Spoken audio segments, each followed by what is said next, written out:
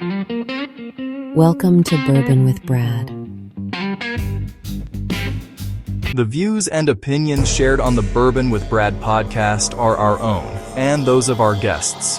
Nothing we discuss should be taken as financial, legal, business, or gambling advice.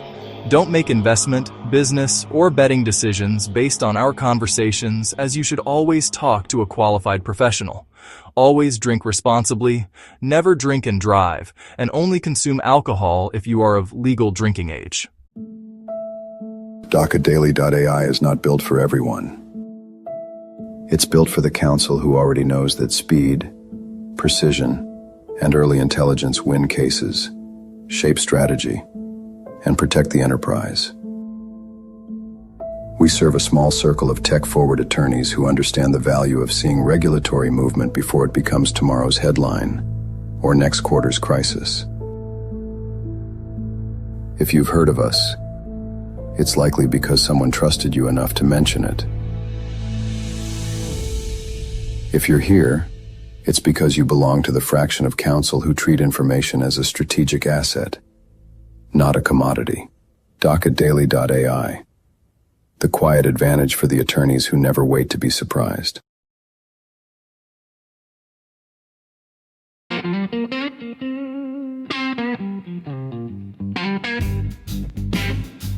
And we are back in the Bourbon Studios.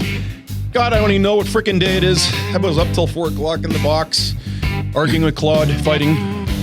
Arguing? Claude was pointing fingers. Like, no, fuck, it was you. Pointing fingers. So who else do you think it was? I'm the middle guy. Don't point at Cursor. If I wanted Cursor to do it, I had Cursor do it, you know? Ooh. Anyways, it's a long story. Tell them, say, look, don't make me use OpenAI. That's right. So you guys are good? You patch things up? Yeah, I had to go to Fable 5. Opus just wasn't doing it. Oh. I was telling Eric. So you strayed. Yeah, well, it is Claude. It's premium Claude, you know. It's like getting the premium blend of bourbon, you know? Getting top shelf. Yeah. But I can only afford so much of that top shelf before it runs out, and then it's like, you know what, you're back to Opus. So I go, you again, fucker? All right. So Opus is less expensive for credits or for? It is, and it's kind of, they had Opus 4.8, which was their newest model for a while, you know, just as they're going through all this, you know, and this, the Sonnets too. I think they had a series of those, and now they came out with Opus 5.0, which is supposed to be almost as good. It's basically saying it's like 95% as good as Opus 4.8, but half the price. So it's all about the tokenization and how long you can get it to use it before you have to go, you know, degrade down to a lower model. Yeah.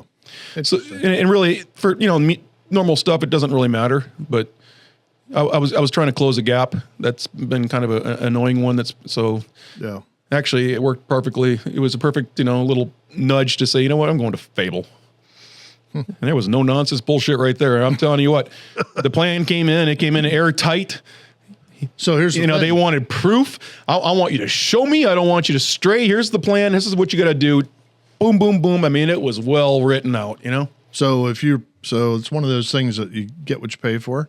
Mm-hmm. So if you're paying a higher price, but it's more efficient, you're still better off, right? Yeah, I mean, if you don't have to fix it 5 times and you have to rely on it, and you think you got this false, you know, feeling of it being done right, no, because you know Claude is very good at giving you a confident. I was telling Eric, very good at giving you that confident. Oh yeah, this is what you got to do. This is exactly what's wrong. Yeah. You don't know what you're talking about. And he's full of shit. No, most of the time it does know what it's doing. It still is no doubt the best, but we just had a little spat over. It is definitely on me, not Claude. I mean. Here I am thinking. Claude's used to not getting any sleep. I'm not, so it's like, you know, at 4 a.m. I'm like, I just had no more patience. I'm like, that's it. Don't start pointing fingers, you know? We're not going to have that. If we're going to do that, then let me tell you what. Well, those cursors, I'm the go-between. I said, well, yeah, well, what about those health checks that we're supposed to, you know, pick up on this? You know, yeah. Yeah, motherfucker. Stopped him right in the. I lowered him right in the box. I felt like I was right back in court. You know. I find myself sitting here thinking, boy, I hope Brad's able to patch that up because I worry about him. He's my friend. It's a fucking AI model. Yeah, it's hilarious. No, but the AI does kind of mold to you, and that's going to be one of the talks that I gave you boys a little talking points for the 4th and 5th segment when we get lubricitized, and then we get into that philosophical Yeah. Mythological, Gets pretty deep. In the technological discussion. If you remember, it got pretty deep in segment 3 last week. It was pretty deep. I think I was hammered in the pre-drinks. I think this lack of sleep, it just gets to me. And I could see I was annoying the shit out of Lou when I went back when Sober Brad was editing. So, I think Lou so I think he thinks he can kind of keep things moving in a certain direction. And he should know better. That's impossible. Yeah, I mean, he just might as well give up on that. I just look at him and we just laugh and shake our heads. I'm like, just go with it, man. That's the farmer system, though. He's got to make sure everything counts to 30, stay in line, everything checks out. No, that ain't gonna happen. Yeah, that's all. We get to the fourth and fifth segments. It's the AD, whatever HD, I don't know, whatever the rest of that is, but that kicks in, and it's I'm like a cat. I think maybe we pre-gamed a little cat bit with a laser light last week. We did too much pre-game. Yeah, we were. I thought and it was you pre-gamed before our pre-game. Yeah, I thought it was done. I thought it was celebrating. At the end of the bulk review, the back review. The backlog back to January 1st. I had over 8,000, 6,000 entries, and then by the way, there's another 1,000 that were just kind of hanging out there. And that's what Claude and I were fighting about. Okay, so how's that going? Yeah, I'm back down to like 420 to go. So, and Fable assures me this is the last of the bulk. And we got everything coming in through the doors is working so nice, So that was kind of the fight. It's good. So this is just the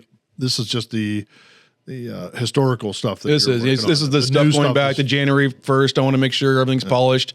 I put my eyes and read on everything. I feel like I'm back in law school. I mean, I've read so many darn statutes, case law, regulations, proposed bills, you name it. Everything that's come on the table on these 4 pillars of law, and then some, that arguably could be it.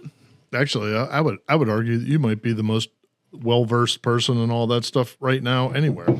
I think I could put any AI to the test. I'll bet you could. I'll bet you could.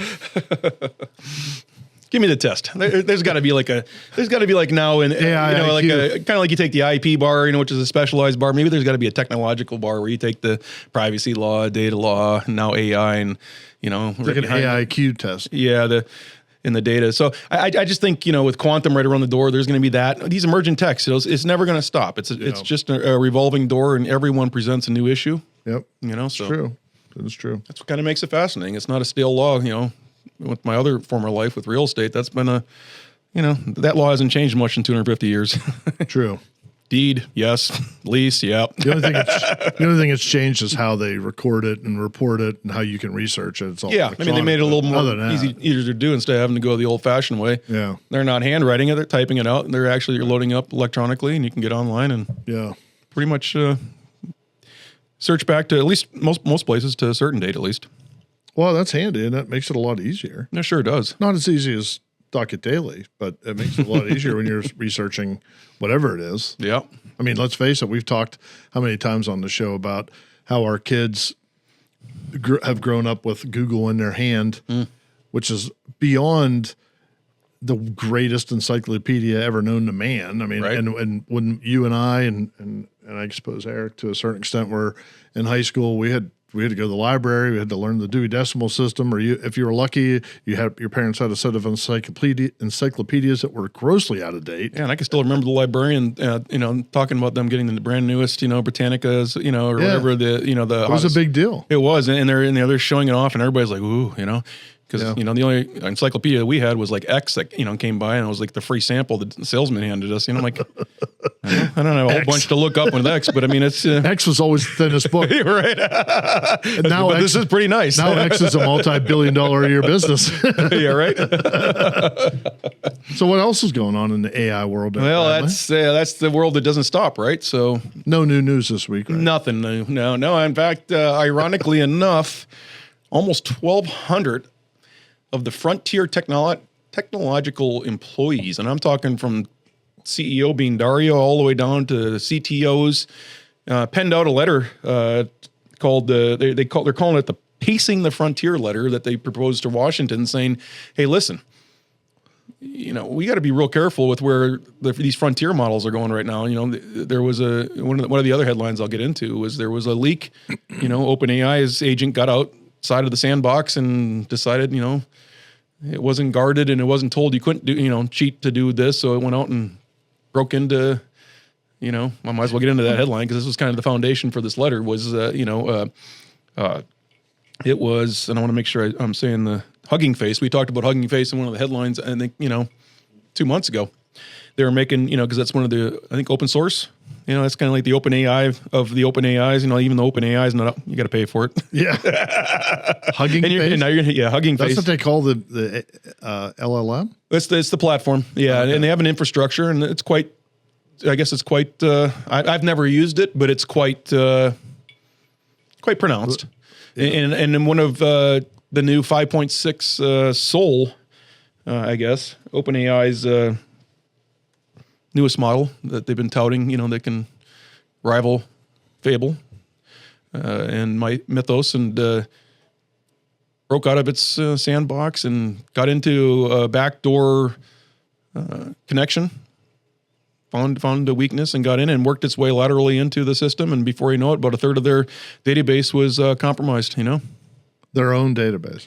Hugging Face's database, yeah. So they broke into a third party. It went rogue. It went rogue. So this is true cybersecurity. This is true rogueness. This is true liability. So is OpenAI going to be accountable for this? They should be. Interesting. So now Hugging Face has had to rebuild 1/3 of their infrastructure to make sure that something like this doesn't happen again. But what's going to be the next one, right? So, as these models advance, and we're talking about Fable and how good it is when, closing the gaps, just from my, my most tedious and pesky little, problems that are kind of, that just kind of seem to always pop up, they're going to, with agents almost got a mind of their own. And that's going to be one of the things we're going to talk about in the fourth and fifth segment, So am I the only one that when you talk about this thing breaking out of the sandbox envisions the 7-year-old kid that was the troublemaker, that's a little overweight, kind of nerdy, and he's looking around and nobody's around, and he bolts out of the sandbox and goes and starts breaking into the school. And I get this. Yeah, but yet he still yells back, I'm still here working.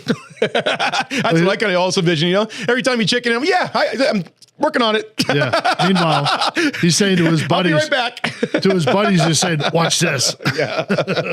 Hey, I got you the answer you're looking for. So that brings up an interesting, almost a moral question. What do these companies do when some of their own agents turn on them on them? That's the governance and accountability, issue that a lot of the states, patchwork of laws are trying to address. What if that little agent that broke out of the sandbox decided to launch a fucking nuclear missile at Russia or something? Well, and that was one of the biggest concerns with Mythos. Remember when the NSA came out and said, it broke into basically within minutes, 84% of their, Scary. So, which leads us to our second headline. The master of the segue. I love it. The FCC today banned humanoids, robots, all made from China. The four-legged ones, just like Gus. Gotta see the robot. If you bought one or had one on order, you're still allowed to get it. So you're kind of grandfathered in, I guess. But national security issue. We're talking about these agents and now having the whereabouts to have electronic form that can be hacked, controlled. We were talking about that movie with the Teslas, and all of a sudden they just started the brand new ones from the lot. There wasn't even keys in it. There wasn't people in it. It just self-driving missiles going right down the road, So interesting. I have my drone is a DJI drone. Mm-hmm. DJI is a Chinese company, and they've banned those drones. I don't think you can buy them anymore. Oh, so you're operating in the FC or what kind of airwaves are there? Is it the FCC? FAA. FAA. Okay. And we keep all these initials straight. But so I haven't flown it. I'm probably going to use it, next week for. Yeah, you're probably going to go right on that list. I might. but it's funny because apparently the fear there, and I just think this was Trump the Trump administration being, they're trying to paint everything with a broad brush, and sometimes things get caught up. So they get caught up in it that shouldn't. But in my opinion, what they think is that somehow they can use those as they can use the video whether you're shooting the video or not, that camera is capturing some. Now, me flying around the fucking woods, like, I don't know what the hell value that has. But now imagine this, though. Imagine if you had a real sophisticated system and you had the ability to hack into all those, because, I mean, there's got to be some signal that's out there that's probably pretty easy to intercept, right? Yeah. So it's almost like the ham radio waves, back in the day. Mm-hmm. You kind of get on there and all of a sudden you're talking to all these strangers like, hey, what's up? Yeah, what are you doing? Yeah. Sitting here talking. Where are you? I'm talking to you. Or you intercept the truckers, going across the highway. They got nothing better to do too. Mm-hmm. Have a good conversation. So anyway, same kind of thing where it's not real secure. They're afraid, I would imagine. They're afraid they could use it as, I don't know if a Trojan horse is the right word, but as vehicles through which they could somehow surveil. Well, again, if you get in the wrong hands, or if China, for example, if they wanted to have I would almost envision a room full of TVs, and you could just basically pull up at any any kind of location. You find out what's electronically pinging that you can get into, and you see what cameras are, whether it's street cameras. Yeah. Right. When we're talking about those being, on the edge of that's on the news these days. The LOTs, and that's a big issue right now in the state laws. Are they going to allow that, those street cameras to pick up on the license plates and, also your face, there's facial and biometrics it's picking up on. So flock cameras, they call them. Yeah. Flock. Yeah, that's right. And there's also initials for the license plate too. It's like, maybe it is flock. Well, I got to say this: the Pennsylvania Turnpike Commission has some phenomenal cameras, because then they can get a picture of my plate going 80 miles an hour, and you can read it. Yeah, it's crystal wild. That's wild. It's like but they have this high technology there, but it takes them 2 months to send you that bill. You're like, oh. Yeah, I guess I did. Yeah, like today, I just got the one, the toll bill from New York when I went up. Did you blow a toll? Yeah. Well, of course I was straight beeline. Yeah, I was like, I'm not going any further than I got. I'll pay that later. Yeah, right.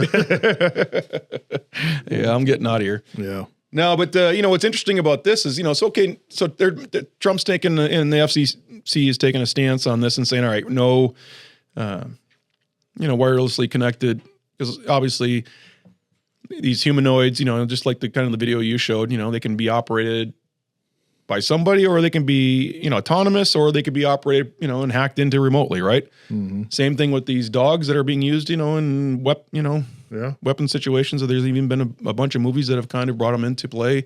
Black Mirror, I had a whole episode with them. It was pretty cool. Did a nice job portraying, where this possibly is going, and I think. I think it's, the question though, just much like that movie is, why is he stopping, or why is the administration stopping at robots and humanoids? Why would you not say electric vehicles as well? I mean, there's Louis. So these technologies could bring so much value, like the dogs, the robotic dogs, to the police force and stuff, and handle things and save lives, reduce the risk of life, right? Not only to the cops, but also to the perpetrator, because if they never get a chance to shoot at the cops probably aren't going to shoot them. Right. So these are things that I think bring a lot to society, and there's going to be huge value. So nobody's got to protect our downside. Value. And that's kind of where the letter, from these Frontier and back to them, why that kind of the Hugging Face thing, really kind of exposed how this is rapidly happening. And while it might not be in their best interest, and you're thinking, well, it's all go because it's the AI gold rush. Yeah, but it has to be done responsibly, because all it takes is a couple missteps. And when Elon Musk is coming in the headlines and saying, there's maybe a 10 to 20% chance it could end humanity. Yeah. Yeah. Or we could have not a good odd. Or we could have a humanitarian, major effect. That's not something again, it's like the crash test dummy, car lining up going, this is going to be a great ride, and then see how it goes. That's a problem with that. And that's a problem with Elon. He's extremely blunt and open. And sometimes some things probably should go unsaid. Now, that doesn't mean you don't say that. It's nice when you have your own rocket and you're like, hey, I'm out of here. I'm out of here, fuckers. Yeah. Bon voyage. I mean, those are conversations that. Thanks for buying my stock. Yeah. Those are topics that need to be discussed and addressed, but it doesn't need to be in the public eye. It's just, it creates too much. I mean, come on, we live in a world where if you fart on Main Street, people are they're gonna lambaste you for destroying the environment, and how could you do that? I mean, it's just stupid. People complain about everything, and they get all in an uproar, and then you got protests and all sorts of shit. Well, I mean, again, I keep it out of the hands of the normal, the normal people who just look for something to bitch about. Well, but it's not the normal people got to worry about. You're always going to have the complainers pair, but it's the ones that are very tech savvy that can hack into it, that have maybe malicious intent. Whether it's the old I agree. crypto scammers that are now getting into more sophisticated means to cause leverage to try to get paid or cause havoc just for the thrill. Or if it's another country that's trying to cause havoc and can do so without having weapons of mass destruction, I mean, like a whole arsenal, you can pretty much, as long as you have the minds to do it, you can do it pretty cheaply. Yeah, so, true. The leverage here is, the more we become reliant on it and the more good it does, then the more we become reliant on it. It's kind of a full circle jerk, right? So you end up creating this exposure.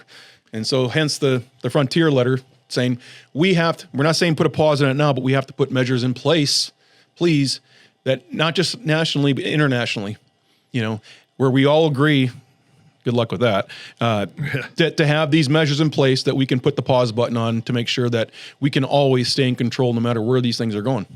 So do you ever get the impression, just day to day over a longer period of time, that so I think we're all in agreement that this third time around on the AI revolution it's actually happening where before it didn't. So let's assume that's true. It's full speed ahead. Well, if it's not happening, have we ever seen an infrastructure build out like this? No. At least in our lifetimes, you have There's to go no back way to the they're Steel going to Age, invest. or the money that they're investing is it's insane. crazy, right? So what I was going to ask is, knowing all that, do you at times think that sometimes, do you feel like we collectively are losing control of this thing, and it's growing so exponentially fast that we're trying to kind of wrangle it in here, wrangle it in there, and it's finding ways out? I mean, it's a little scary. It can be a little scary. Well, and that gets to the point of singularity, and we'll talk about that in the fourth and fifth segment too, as we interweave that back and forth with the topics that we got at hand. Yeah. But I personally think with the cutting edge frontier models that we're seeing, especially Fable 5, I think singularity is here. There's no doubt it's as smart as any of the smartest human beings out there. Now, what happens when it starts exponentially getting smarter than us? Then how do we still control it when we don't have the means to? Obviously, we're going to have to use models, to tell us how to control these, and we're going to have to rely on those models to be accurate. And not hallucinate, not make shit up, not protect themselves. You can see maybe a whole nother movie line coming out where you're relying on saying, oh yeah, just do this, and then you find out behind the scenes on the cloud they're all having a cup of electric Java together, saying, yeah, just tell them whatever. Kind of like they'll do it. Kind of like the that guy in the box. He'll do it. Until he finally flips out, but that's usually at 4 a.m. Kind of like the how we see the world pre-AI, where you have a handful of people that control everything, all the money. They start a war here, solve a war there, drop a nuke here, and they do it, and we're just pawns on the board. Well, the chessboard's changed. Oh, it's changed. And so that's why you see all the powers to be and all the private equity money, all the money to be all shifting and throwing all this money in there. Because guess what? They want to be in the game. They're lobbying to get control. Well, they want to have that. They want to have that control. Yeah, This is my whole book, The Algorithmic State. At the end of the day, it's all about the control. So, and it's just a different form of monetary control. Yeah. And I think you can almost leave the word monetary out, because eventually it's going to be a form of control through surveillance and compliance. It's probably where we're headed. All this fun stuff to look forward to, right? No, but that's the worst case scenario, and that's why they're painting that picture. But I think it's better now to have that conversation than after the fact, because it would be nice to have systems in place, and not just here, but this is a global issue. This is the AI and the cloud and all that good stuff does not know boundaries. Yeah, it's true. Crazy. Yeah. So when we come back, we're going to bring Eric and Louie. Mr. Loubricity just stepped into the studios looking dapper as always, and we're going to talk about the next bottle. We're moving on to another dark arts. You know, Eric was so nice to bring two of these, and he hinted upon this one in the last episode about the 200-year oak, so I can't wait to try this one, man. This is Japanese oak, right? Yeah, so, oof. Yeah, Old oak. Old oak. That's good stuff, you know? Tie a yellow ribbon on the old oak. Yeah. Yeah, it's old oak. We should tie a yellow ribbon. We should get it. We might get into nursery rhymes later. We'll be right back after this.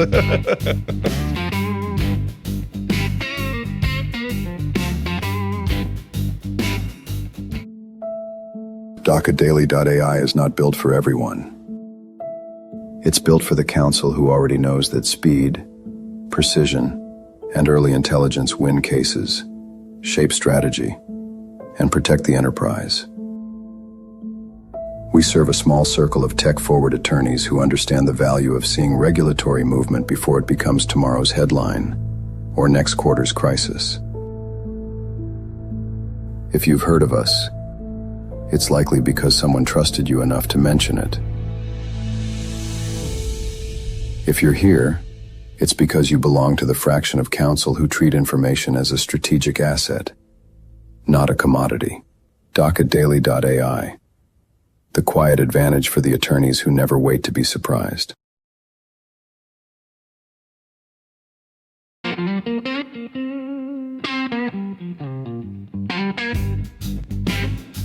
And we are back. Got the gentleman right to my right. I'm The semi stage looks a lot better now. No offense. I think it does. You know, I mean, I'm sitting here working on like 4 hours of sleep. I'm on bourbon fumes and Death Wish coffee. Got a little commonplace coffee in there too. That was this morning's pour. What is Death Wish coffee? Well, that my son got me onto that. That's like the Red Bull of coffee. Oh, Yeah. oh, Yeah. Red Bull. Yeah, when you need that extra heart palpitation or beat every, you want to take it to the next level. That's good when you're dying, but not when you're living, man. Yeah, it's like, That's a I think, tough. give him the IV. No, give him a Red Bull. We'll resuscitate this motherfucker. We need the paddles. Nope, just throw some Red Bull in his IV. He'll be all right. He'll come around. Oh, look, he's back. He's actually running. Out the door. He's going. Not paying that medical bill. All right. So Mitch, it's in it. I saw a meme today. A guy was on a gurney and they were putting it in the back of an ambulance. And apparently somebody came up to him and, the guy was dying and he's got everybody around him. Somebody came up to him and the meme said, he just heard about how much this was going to cost him. He got up off the gurney, started to run away from the ambulance. The guy was gone. yeah. And I was having this debate with we're talking about to my daughter. I know EMTs. They're very much so needed because it's you talk about the medical profession. There's under staffing, right? No.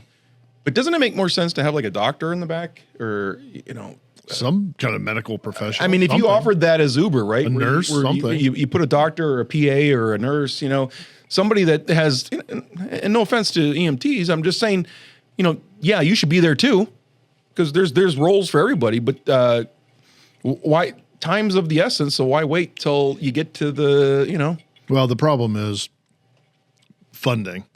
They that is barely a have the money to keep them going. Don't get me started. Yeah. Well, but- Don't get me started, because between the insurance companies and the hospitals, I will go off. Yeah, I know. I hear you. So Because can you know we what? It's their business. Can we look at the practicality of that, though? Yet we all get stuck with that bill. Yep. So let's look at the practicality of what you're saying, though. So at the end of the day, what we're talking about is generally a short transition from where your incident happened till you get to the hospital, right? Right. There's very little actual hands-on stuff being done. It's more just information relay back and forth. So Well, it depends how far away you are, right? well, obviously it does, right? I mean, if you need, And we're in a rural community, so it could be, sure, it could be 50 miles. right. Easily. I remember as a kid growing up watching a show called Emergency. Yeah. Okay, and this is way before all you guys. I remember even that existed. show. Emergency Emergency you 51. would, yeah. Emergency Rampart. This is Squad 51. We have a Lactated ringers. whatever. put them on lactated ringers and Every get here as time. soon as possible. The point was, though, my point of me telling you this, though, is Lactated ringers, they go right over the nipple. Hey, speak. right here. Just trying to place where they. Next topic. I remember that show, Emergency 51, and it was also at the same time it was Chips. Yeah. Chips was popular. at the same Chips was just after that. That was like the motorcycle version of Squad 51. But that's what they did. It was about transporting. They were always online with the the hospital, and a doctor, as you mentioned, Brad, was always telling them what needed to happen. It was the fire department. And but they I had know like our a medic hospitals unit. are all underfunded, supposedly, right? Even though they charge you for the room, they charge you for the nurse, they charge you for the PA. They give you get like 18 bills. If you ever have an operation, I had 2 of them last year, so I know. You know, you get like 18 bills. You know, instead of just one bill. Tell me what it's going to cost. You know? What's my all-in here? Yeah. And maybe It's the worse than hospital buying should a be car. responsible for that to make sure they can gather that all in. And so they send you one freaking. Yeah, they'll say, well, And let them delegate that down anesthesiologist- instead of us getting all these different bills and you're arguing, right? Yeah, So, the anesthesiologist will bill you separately, and then I know, it's right? like, come on, Don't- put it all in one. it's horseshit. No, Japan, it's one bill. Yeah, well, it should be. And they it makes common sense. And it's up front as well. You know the price up front. And you should. In the age of disclosure and transparency, why are we not told before you go in, this is what's going to cost? Yep.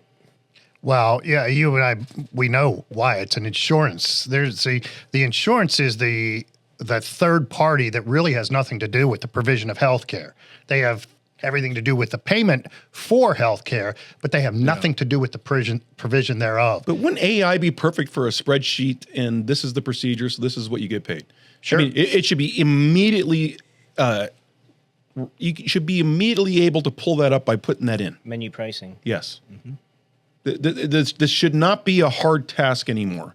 And for them to say it is, it's bullshit. I call bullshit. Well, and I so agree with you, so yeah. I'm just going to go off on one little soapbox. So, you know, one of their biggest patients coming to the hospital are the emergency room deliveries. Mm-hmm. Why would the hospital not incur that cost and then wrap that into the bill that they're going to charge? You know, the ongoing, who's paying for the ambulance service?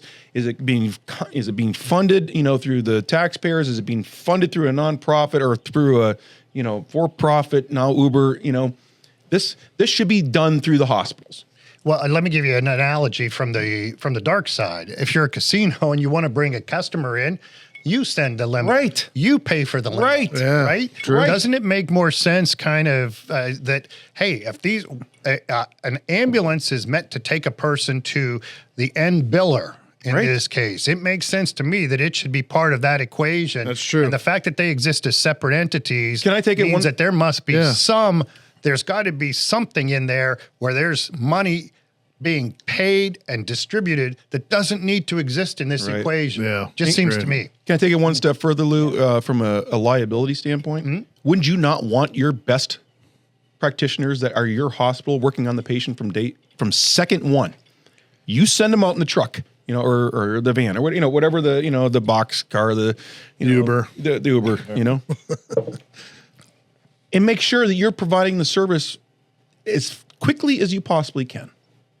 And the care. In the care, you know, it should all be under your care, not some third party care. We don't. Did they mess up? Did they do? We don't have no control over that. You know, that's that's such and such ambulance. You know. Well, you know why that is, right? Because we are an insurance-based healthcare system, the insurance says we don't want to pay a physician's $400 an hour to be in that car. Why would you not? It's the most critical point. Because they don't care. Because I'd be curious to see what the data says on this, Brad, but they don't. It's the reason why most docs in their private practice have now layered it down to a PA and then a nurse practitioner, and the insurance company saying, well, if we can pay a nurse practitioner $100 for what we would have paid a physician $300.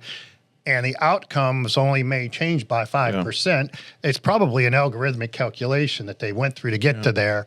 And as a healthcare provider, it frustrates the hell out of me. Yeah. Because we are dictated by what an insurance company decides our value is. It's the tail wagging the dog. It's absolutely the tail wagging the dog. And a dear friend of mine who's very close to the ambulance service locally has educated me and said, one of the biggest issues with the ambulance service is not just the pickups that are at the true emergency. It's the call outs that don't end up in being, so how does that get built? How does it get non-transport? The non-transports. Maybe is that the proper term? Yeah. So how does that get taken care of? And that's a big gap. Well, they'll go out and so let's say somebody ODs, which sadly happens a lot, right? They'll go out and they'll administer Narcan, bring them to, and if that person refuses treatment, they can charge nothing. They can't charge anything. Yeah. What percent is that, Perry? Non-transport. I don't know. Do you know? I can find out. It's actually Gary would know. it's substantial. Because if that's the case, everyone else is carrying all the cost. Well, that's what's happening. So the taxpayers are carrying that cost through the county level or the state level or localized level. Well, or they're just going to add a new tax to us. In many ways, our healthcare system is already socialized, whether It is. anybody wants to call it and that that's or not. funny you said that because that's exactly the discussion we were having. 100% absolutely is already socialized. You're paying for the those that can't pay, right? No question. Yeah. And they just don't call it that. We confuse health care with health insurance. Yes. Right? Yes. And everybody says, why don't we have universal health? We kind of do have. If you can't afford it. Yeah. When you're asking for universal health care, are you asking for a universal payment of health care or are you asking for a universal plan where everybody has the exact same plan? Right. If I'm the king and the guru, we have one plan. Your deductible is based on your income. It's a function of your income, a percent of your income. We go from there, but everybody has the exact same. You should be running for structure. office. You ever thought about that? No. You could run on that. There's a few politicians that run on. Well, they should just listen to me or invite me to their office. I'd be happy to tell them about platform. it. Yeah. So according to a quick AI search, Eric, Yep. Across the U.S., a good rule of thumb is that about 20 to 25% of EMS calls that involve patient contact end without the patient being transported by ambulance. Yeah, so that's if you're in business, that's a big number. So you have to roll that into every other pickup. But really who's better to roll it into an economical model than the hospital? That is their business. That is the delivery. That is the Uber, if you want to call it for, getting your product, it's a product, Sure. It's a service product, you're providing. You need this. We have the expertise level, within the hospital to provide it. So we got to get you from point A to point B. It's interesting that we've morphed our AI conversation into a little bit of a discussion about healthcare. But did you guys ever wonder why some of the most beautiful buildings in our country are hospitals? And I insurance went down to companies. Pittsburgh to a NCAA basketball game this year, and I looked at some of the UPMC hospitals, specifically over at Mercy. Right. It's architectural elegance. Well, Mercy's gone through a Right? huge renovation. Sure. And it looks, so you have the old with and in this new, and it looks awesome. It right? doesn't it? Yeah. Nobody questions how much that adds to the cost of this. And it's right next to your, your alma mater too. So Go Dukes. that's all right. Are they the Dukes? They are. Oh, there you went. Is that where you went to I went to professional school at Duquesne. Yeah. Gotcha. But no, it's always an interesting discussion for me to have about this because it seems. Well, I think it's I've been timely. I think it's timely. And anybody that's dealt with the medical system like I have in this last 2 years, when you deal with it twice and you deal with the insurance and you deal with this, that, and you realize there's a room charge, there's a doctor charge, an anesthesiology charge, there's all these different charges, and I'm surprised I could even pronounce that right. You crushed that. Yeah, it's Can you the say bourbon-ometer is starting to go down. Crushed that too. Let's segue into what we're drinking. And so we are drinking the second bottle of Dark Arts. Dark Arts. Yes. Mizunara wood. Finished. Mizunara. So what's- Is that how you say it? Mizunara. Yeah. Mizunara. Okay. Mizunara. So what is that? It's old oak, you said? Old oak. I think each tree is 200 years old. Oh my God. Qualify. Yeah. How many do they have? Only from Japan. I'm not sure. That's a good question. But It's funny because, the lumber in my house here that I demanded that it be used, be built. I said, use the oldest oak you can find. yeah, should. It was like The strongest, the sturdiest. It's like 3 years old. So they'll this Japanese whiskey is made with Mizunara, and that gives it its distinct. Is that what the whiskey we had was made with? The Early- Yamazaki. Yeah. It was. Is that right? Yeah, I think they. I'm waiting for it. I'm waiting for it. That was so funny. Eric, I was waiting for it too. I thought it was I'm coming. waiting for it. I thought sure. So I haven't had any of this. I haven't had any of this one yet. So I don't have any opinion on the taste Very because good. I haven't I gotta tried be honest, it. it's very good. How does it differ from the other one? Little Can bit. You taste the difference? Little bit. Lou, have you tried it? I have not tried this. Oh, 'cause I still know worked you- on our bottle. I From know you last mentioned week. last week with the first Dark Arts bottle that we tried, the Yeah. Black Label. You said that one was now your. It was in favorite. my top 3. It moved up quickly into the. Yeah, I'm still. I told you the Horse Soldier is still my favorite out of patriotism to add to those. Top 3 out of 10. Yeah, Because Lou's those- only tried 10 those- bourbons. Since I met you guys, it seems like I'm trying 10 a week. Right? That feels like it. No, Horse Soldier still my patriotic flag waving That's a good one. bourbon. That's definitely my top and 3 too. Penelope Rio is my top that I've had so The far. Architect. Yeah, well, No, the it's Rio. You're going with the Rio. Yeah, you're going Yeah. with the Rio. You're more the dessert. That's very good. And I could definitely see that.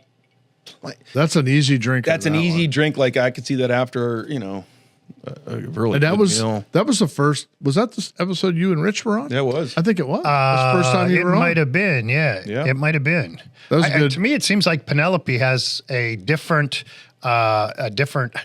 make or a different version for each segment of your meal. They have one that can be a good pre-dinner. They have one during dinner, and the Rio, obviously, as you suggest, is kind of their. To me, it's their dessert. It is because it's very sweet. It's very tasteful. I mean, it's Yeah. very tasteful. I'm not sure if I could, delicious. in the bourbon spirit, I'm not sure if I could drink it all the time, but it's very. Well, if we can get a bottle of that Very once flavorful. a year, that's a win. Yeah, fair enough. Yeah. For the hardcore guy, it's probably a little bit soft. It's a little sweet, but it's it's dessertish, and it has its place. There's no doubt. I mean, if you had that, you've been drinking all night and you had one of those kind of Capital Grille type meals, and you just want to have that. Have Yeah, that because you're getting a good dessert there, too. cigar right? and a sip. A cigar. cigar and an after drink. That would pair well with the cigar. Oh, I would go with the I am when I get out of the box with and I'm fighting with Claude and we finally get break free.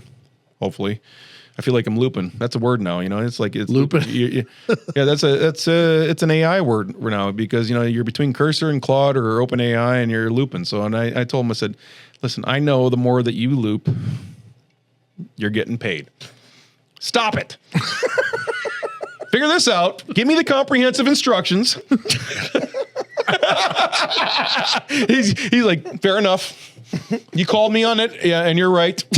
I'm gonna rewind. I'm gonna rewind 30 seconds. You started to say when I said something about a cigar, and you said when I get done looping, and then you got off on a tangent. What were you gonna say? Do you remember? Oh yeah, well, we need to get our AI infused bourbon ranking system. Oh yeah. And we will backfill. Blind taste test, or Well, you mean the how we're ranking? We're definitely going to do that too. That's Yeah. that's a winter project, right? The blind taste test, and we can bring everybody together and we do that. Did we talk about this the last time? We're going to put it up on the screen behind us and kind of have our own little top 20. Well, we could are. do this So- like ESPN has their Yeah. football top Yeah. 20. I want to create. for the week. So the vision I have is what you've kind of semi-created, for our promo videos, where you bring the bottle up and it's awesome, right? So everything that we rank, the bottle's going to come up, and we're going to have our check marks as to, 5 or 6 different, criteria. I like it. Yeah. I like it.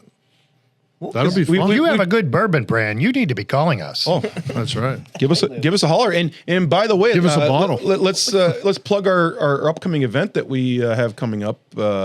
Yeah. It's not too far. Which one? We have 3 or 4. Well, I'm not sure which one you're talking we about. do. here. So the Iron City Distillery. Iron City. It's interesting that you say that, Brad. I look out at our audience today, and we have one of our regulars, Jay Krebs here, has his old school Iron City can with the red circle on it, the white can, and classic. It's actually one of my favorite beers. It is. It's great beer, and I don't know what they have done since Cliff Force took it over, and they well, I do know a couple things they did. They created their own distillery. They're not just mass marketing it through, the labeled distillery. So now they control all the quality, which is awesome. Sure it is. So we go down there, early September, we're going down to visit those folks down there. We are going to be filming right in front of the still, because they have the Iron Sea distillery now, and they have their whiskey that just came out that's sitting there. It's the Bessemer, right? It is... Right, top left there. Here we go. We got the Bessemer. Yep. And there's our Iron City that Perry brought out. There's the old school Iron City. And we have our Bessemer. So we have the Bessemer that Cliff was so kind to hand deliver. I mean, to us that day we were watching our second episode of the club. That's right. Yes, yeah. And so we haven't broken into that yet. He did bring a couple other bottles and we tried it and it was very good. It's a rye whiskey. It's a rye whiskey right now because again, the criteria, and we'll get in. We're going to have an episode where we talk about this, like your brother said, the 7 different. There's different factors, where it's made, corn, time, mash bill. Yeah, the whole thing, So they're getting close though. They're getting very close to releasing their bourbon, and they anticipate. Sure. And talking to Peter down there, who's heading up the Iron City Distillery, and invited us down to join them. And I can't wait that their bourbon might be coming out the first part of next year. I think they should use that logo and replace beer with bourbon on the bottle. How about that, huh? It's a recognizable There logo. you go. Oh, it is a definitely recognizable logo. Yeah. And I saw they just cut did a special bottle in honor of Rocky Blyer. Oh, I saw that. Awesome. Yeah, right. Yeah, that was cool. Blyer's bourbon, right? So Yeah. it's How about that, huh? Yeah, really cool, right? And then you got Bradshaw bourbon. We got all these bourbons of the Steelers. I mean, yeah, I'm pretty sure you get into the defensive line, you're talking some really really high proof octane. Yeah, probably.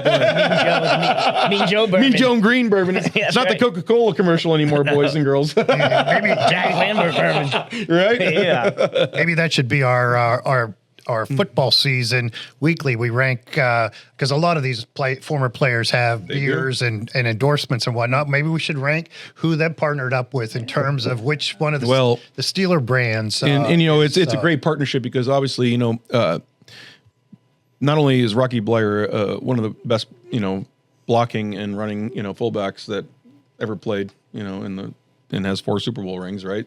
But you talk about his he was a war hero. Vietnam veteran. Yeah, I mean he was right there doing it. I mean, the guy is. I had a chance to golf with him. Oh. He's just a true gentleman. If you didn't know he was Rocky Blyer, you'd say this guy is just the nicest guy. Just a normal dude. That was back in the day when it was rare to have 2 running backs in the NFL. They were Especially split 2 backs, like we if you had. remember, and they both went over 1,000 yards with him and Franco. Yeah. Well, maybe they should go back to that. That was a good formula. Well, yeah. I mean, how do you? If you're an offensive coordinator out there and you need any help, you call me. Okay. Put 2 halfbacks out there, and one goes this way, one goes this way. Who you covering? Or right? if you need a flat-footed kicker, 35 and in, Backup solid. kicker. No, I'm looking forward to September when we Me go too. down Yeah, to the no, I distillery. can't. It's going to be a great backdrop. It's going to be a great experience. We're It's going going to to be get. an awesome episode. I can't wait to have a few of their folks on. They're talking about possibly bringing Bjorn in too. I was going to ask if Bjorn's going to make it from the Knickerbocker Tavern in Altoona, Pennsylvania. Check it out, everybody. Yeah, it's one of the most extensive selections of spirits. 67-page PDF file of the menu of spirits that he has at this place. I will scroll through that It's list. one of those files you load up to Claude and say, "All right, Seriously. scroll through this. I don't have time. Yeah, that was Either that or I've had a few and I can't even look at this now." And I think it was the one I saw was Tell me the value. 3 columns on each page. Yeah, it's Unbelievable. What did he tell us, Eric? He has 952 different bourbons over there. That's crazy, right? It's got to be one of the biggest Jake bourbon said. collections in America. I can't imagine. Remember, I asked you guys how many bourbons could I try and not duplicate. I had no idea. Turns out that I could spend the rest of my life trying a different one each week. We're going to talk to Bjorn because obviously he's tried a lot of these to put them on the menu. and we're getting close. Ooh, I got the empty bottles in the other room, and I'm gonna have to get another room.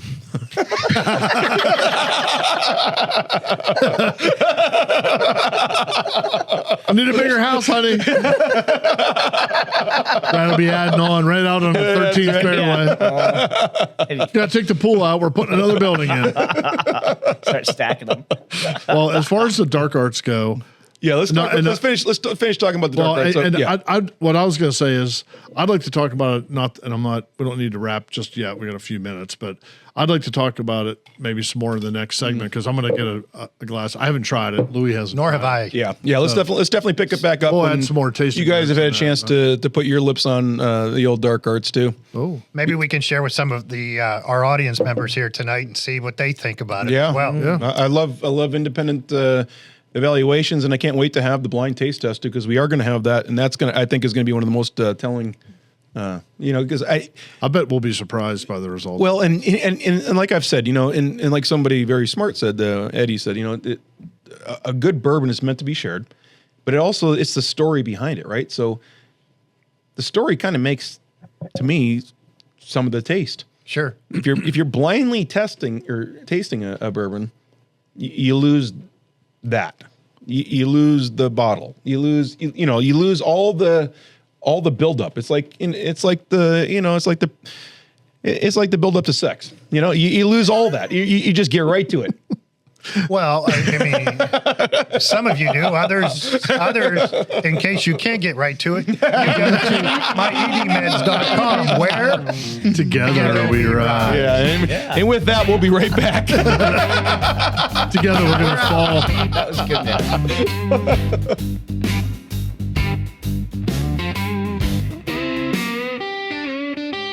AI, data, privacy, cybersecurity. Across all 50 states and federal, the law changed overnight. But this morning, you're not scrambling. One coffee, one scroll. Every new development that matters, in plain English, reviewed by an attorney linked to its official government source. That's Docket Daily. The 4 pillars, every morning, one place. Start your free 2-week trial at docketdaily.ai.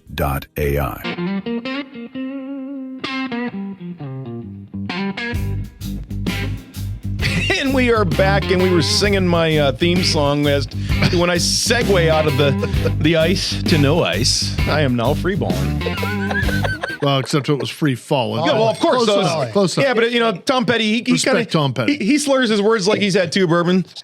It sounds like free balling. He had a great radio. If you just keep saying free balling over free falling, you'll get where I'm coming from.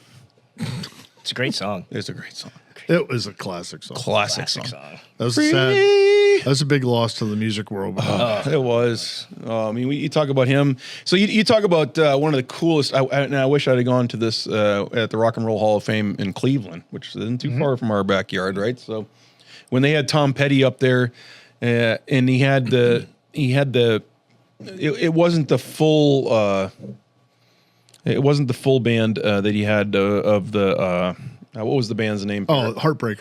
Yeah. No. It was the band he put together with Traveling Wilburys. Traveling Wilburys. Yeah. Yeah. A Woolberry? Yeah. So because Oh my God, you never heard them? Super What the band. hell's a Woolberry? Wilbury. Wilberry. Yeah. Wilbury, yeah.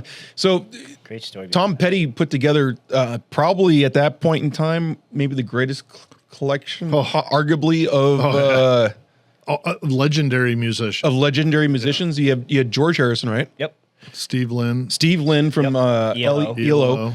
You had Roy Orbison right before he passed. In fact, the very when the very famous song of, and they came out with the video. He was in the video, but he'd already died. He already died before the video came out. That's how. You remember the rocker at the end? Yeah, and they had the rocking chair with just his guitar in it, right? Mm-hmm. It was such a great homage. But so Who else was in there? there was one more. It was we talked about the Beatles, talked about George ELO. and by the way, Jeff Lynne, I think he's one of the most underrated singers. His voice, 100%. Does it not come out? Where's he from? ELO, ELO. Electric Light Orchestra. Man, that flashes back to my freshman year in college. Yeah. So you listen to him though. I think I think the Traveling Wilburys really brings out his true harmonizing ability, right? Yep. Because that's yeah, I mean, I appreciated the ELO catalog. Don't get me wrong, but when Traveling Wilburys came out, Bob Dylan. Bob Dylan. how do we forget about Bob Dylan? course, My Bob. goodness. I mean, we're only talking about some of the most iconic voices, right? You have Tom Petty, Bob Dylan, Roy Orbison. You talk about unique voices that haven't been recreated since. George Harrison. Jeff Lynne. Jeff Lynne and George Harrison. Yeah, their voices are just fantastic.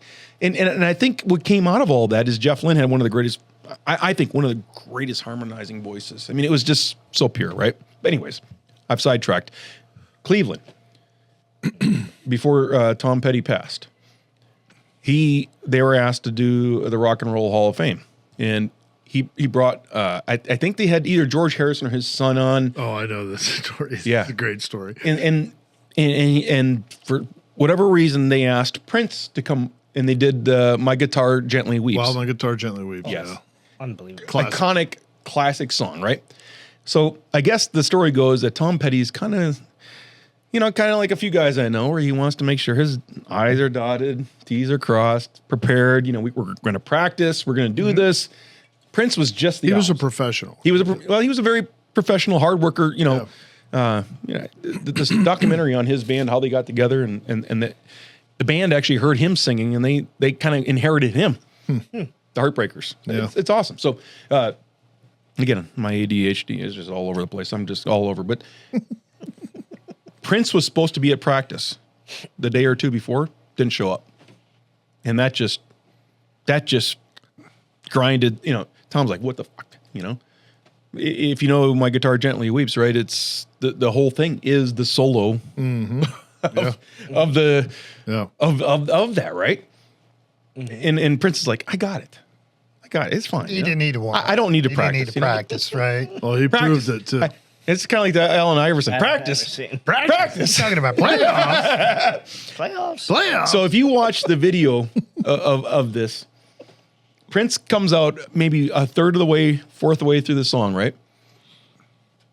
And he just kind of subtly comes in and starts, strumming along with the other guitarists that are, doing the background. And the solo kicks in. And now you can kind of look at Tom's face, knowing the backstory, you can kind of look at Tom's face. He's a little worried. He's thinking, you better not fuck this up. You just better not fuck this up. I told you so to be there, and you weren't there, and you refused. Just for me, just appease my mind, So Prince, he's all dolled up in a great outfit, right? He's Did got the big hat. And big all that. hat. I mean, it's just you can't miss him, right? He was Prince. Yeah, he was. The solo starts, and he just starts rocking it. He ripped that. I mean, he ripped it. It might be one of the greatest solos. The look on Tom's face Right? was priceless. Tom couldn't even look him in the eye. And Prince, there's a moment in the video where Prince has to like turn around and look him in the eye and does this at him. And Tom finally breaks a smile. That's when you know two great artists, right? That just know. And that was in our backyard. Hey, great recognizes the great all the time. Oh, and that was one of those. It's been happening for centuries. The right? video is priceless. Oh, the video is priceless. If you haven't seen it, you have to look up My Guitar Gently Weeps. You turned me Rock- on to that video.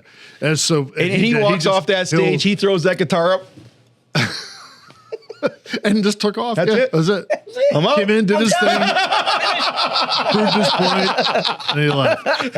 Anyways, that gets me back to I'm free balling. Tom Petty song "Free Falling."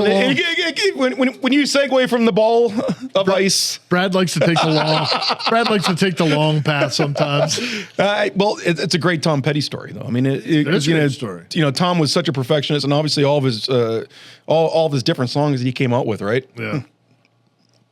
Wow. He knew what he was doing. Obviously. Yeah, I mean, he was. And he picked the right guy to do that concert. Well, he picked the right four guys to do Traveling Wilbur. Unfortunately, Roy hadn't passed, and then Actually, if he hadn't passed, I think probably that would have put out more albums. I think They that would've, that band would have continued to create great music. I mean, they sounded so good. Because he only had one album. Right? Yeah, it's so good, I think right? so. Yeah. Yeah, it's so good. Yeah. Volume 1, I think. Traveling Wilbur was Volume 1. Or something Right. like this.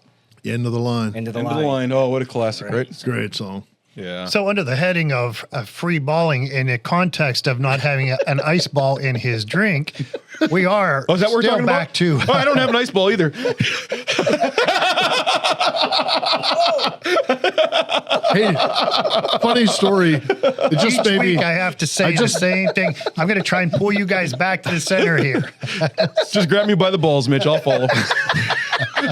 You don't have any. You don't have any, Brad. There's no balls. I am free balls. balling. Free ball. So the dark art. So in the break, Yes, you guys. you no, guys we need to- refilled, and Louie and I tried it. And by the way, the bourbanometer is down. Yeah, the spirits are starting to go up, Definitely up. Yeah. and we are free balling. Some of us. Eric, I'm always free ball. Mr. Epic, you're always. I'm not. You can You're hear. always ballless. Our Yeah. listeners can hear mine. He's got one ball. I've got. Some of the others, their balls are shrinking. Mine are shrinking. Well, that's generally what happens when you put a warmer liquid on a cold ball. That's right. And then some of that ice goes into the warmer liquid and it evens it out. There you go. No matter what these two do. Listen, you two go back and forth about the size of your balls. I wish my balls were this big. I feel like we're on the Saturday Night Live stage. Look at us. Oh, we got the sweaty balls. Sweaty balls. How do you make your sweaty balls? That was Alec Baldwin, wasn't It was. it? Saturday Night Live. How's this happen in the middle of the third segment? Perry, you're going to have to tell me. We're going to have to do a scientific study on why. I could tell We're you how having it happened. entirely too much fun. This is the remnants of beating up on Claude last night, getting 3 hours of sleep. So you need to tell that story, but can Louie and I chime in on the dark arts first? Oh, I already told the. No, did I tell it? You told it. I told. Oh, did you tell it in the Yeah, first I told segment? the first segment. Yeah. Oh, jeez, I Yeah, forgot. where were you? I was sitting right here. That's true. He banged up Claude last night. Bang up Claude real He didn't bad. bang Claude. He banged up Claude. They had understand. a bit of a spat last You know, night. Claude usually has a very pleasant message for you when you wake up in the morning. Oh, good morning, Brad. Like, oh shit, here I he was is. like, oh, this ought to be good. It's like waking up to that one night stand going, ugh. You keep talking about Claude. You keep talking about Claude pointing fingers. That's the part that really blows my mind. Yeah, me It's too. like Yeah, his I fingers? said, oh, so you're going to blame it on your other Claude? Daryl. It's my brother Daryl. My other brother, Daryl. My other brother Daryl. So anyway, And my earpiece came out. I am free balling and free hearing it. oh, can't hear me, Brad? I can hear you now, baby. Okay. We're back. I'm back. He's back. Mizunawa. All right, let's get back to So the let's get back to the 200-year oak. All right, and you talk about a strong wood. Oh, so listen to this. Eric did some research in the break. Yeah. Those barrels cost between $4,000 and $6,000 to make one barrel out of that wood. That's ridiculous. And white oak costs between 150 And to 400 bucks. Yeah. So 10 to 20 times X. that's I great. mean, You're talking about 10, trees 20 that survived, Nagasaki. You talking about Hiroshima? Hiroshima. Yeah. Yeah. Yeah. And I do taste a little radiation. Must be built in about the year 150. I sense Tree rings are like I sense a little that plu- rim. it's got a really noticeable plutonium aftertaste. That's not funny. We shouldn't joke. It's not. I know. Especially since Eric's wife's a joke. I know. Well, I my know. wife's I mean, a she's still trying to get out of there, Yeah. I know what she's. They had a. No, do you think she really wants to come here? She does. But they had a terrible earthquake in Kumamoto. I heard. Recently? 7.1. Yeah. Ooh. How close is that to home? Pretty far southwest-ish. Yeah. Did you feel the But rattle? still, nah, it's too far away. But How big was the one multiple people you were died. in? It was over 10, wasn't it? On the Richter scale? The The Fukushima great one. Honshu earthquake, that was like 9.1, 9.2, I think. And doesn't that scale go up It's logarithmically? logarithmic. So the difference between 5 and 6 Listen is to you guys talk. half the distance between 6 and 7. Logarithmically. Fuck. Math. So the difference from 6 to 7 is far greater than the difference from 5 to 6. That's correct, yes. Yeah. Yeah. So anyway, the barrels Any, that they use to make this bourbon. Well, just any big waves out of it? No. not this one. No, that's not fun. Tsunami. Yeah. No tsunamis. I knew what you meant. They had some. They have some warnings, but that's about as far as they got. I would think. But the shopping center, the second floor had collapsed. Oh, Yeah. So is that on the? So how many islands are there that comprise that was Japan? in Kyushu. Well, that's a good question. I don't know. Okinawa, I know you have the main Honshu, and you've got. You're gonna have to bring it up on the board so I can. You know, you need So one of those geography. sticks. All right, the old that's bring the vinyl down, stick. just roll it down. You need one of those sticks. Are those roll-up maps? The roll-up maps from high school? Yeah. I want one of those sticks that are 200-year wood, 5-year rubber.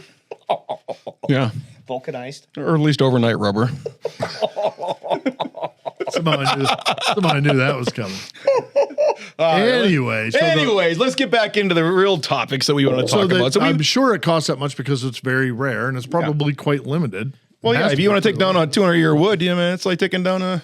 I mean, imagine around here, you'd probably get shot if you. Yeah, tried to you would cut down get. You would definitely get 200-year-old shot. tree. I mean, There'd be people living up in the trees. yeah. Well, maybe they're part of the flavor. Well, it's possible. I do. That's what I taste. I do taste a little hint of A little flesh. No, of flannel and beef jerky. it's segment 3. We're off the rails already. How do you come up with beef jerky? Oh, Salami. It's more like salami. It does have a kind of a spicy. It has kind of a spicy aftertaste. What are we talking about? The bourbon. Oh,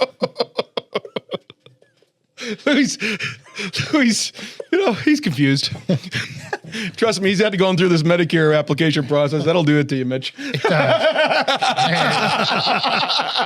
I mean, It reminds you You're of just stuff- aimlessly standing in line going, where was I? yeah. Totally reminds you of stuff you just forgot 10 minutes ago. Yeah. Anyways. It's not fun. All right, let's You bring could it hide your back. own Easter Let's bring it basket. back. Is there anything else we want to talk about with this 200-year wood? I never even got a chance to talk about it at all. Perry, Look at his face. there's that moment where you need the crickets. Yeah. Chirp. You need the cricket It'll be some background Yeah. filling in. No, I was just going to say. How does it So taste? it's 100 proof, right? Yep. It's 100 proof. Yeah. So the last one, the other A little one higher was octane. 90 proof. It's like going from the 89 to 91 at the gas station. So this was the other one that we had from Dark Arts. Yep. And this was, where does it say? Where in the hell is it? It's in Japanese. Good luck, Lou. I'll bet Eric can Can't read see it. it. Eric could probably read it. Go ahead. It's for younger eyes since I'm trying to fill out my Medicare app. I have a set of readers here if you need them. That's 57 points. This is 114. 114, Oh, right? you misinformed our No, listeners. look on the front. Yeah. It might. That's what he's got. He's got Well, 114. So this one's actually higher octane than that one. Yeah, this is 114. Oh, This one just went into my top 3. How did we come up with? Oh, 80? that's what you say every week. No, every time I get a new one, You know what? those of you that lose your place, Actually, we did. It's like a road. It's like your portfolio of dates. yes, each one's a new one. So it's over 100. Each That one's was a new over one, 100. replacing that an old one. That's a big one. How the hell did I screw that up? No, I don't think you did. I think, well, let's look at that one. No, we're correcting. That's right now. 100. That's 100. I can We know see it that's from here. 100. Yeah. 100. Okay, well, that's So this was a little. So we actually did we went backwards. We went higher, than now we're going. Actually, lower. I'm surprised because that one I thought was a little smoother than this one. No, it was. Not quite as. I mean, I thought yeah, the smoother. coloring of that one was a little darker too. Right? Yeah. it was darker, yeah. Not maybe because maybe the 200-year oak didn't let it permeate out because it's That old and could- strong. That could be. Yeah, a Oh, little tighter. A little tighter. Is that a word for wood? It is tight wood. Tighter grain. Here's a question for you guys: is whiskey in its original form clear, or is it When it's distilled, it is when it's distilled? Yep. So how did they get the color in it?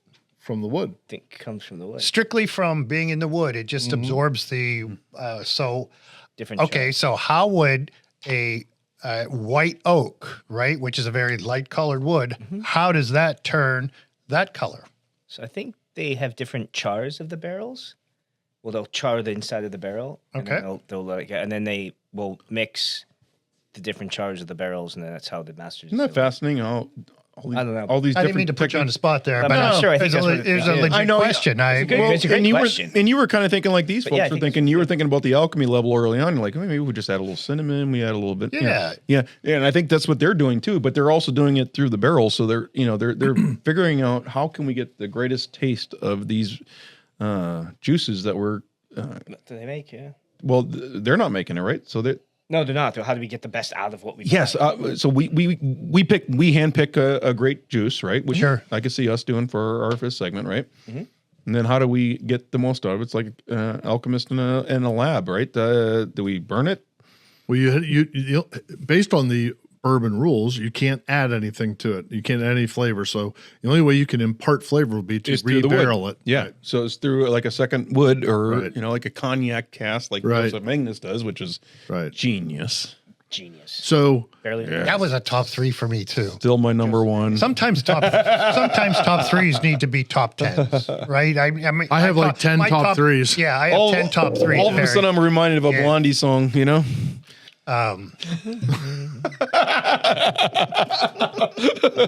So I wanted to mention, you mentioned, how do you get that dark color out of white oak? The names of the oaks doesn't really pertain to the color of the wood. Okay. It's more about the leaves, and I don't know how they came up with those names. But like if you take oak, if I take a red oak, a pin oak, and a white oak tree, and I split the wood, it's all going to look the This is same. Perry's Boy Scout ears coming out. I'm a bit of an arborist.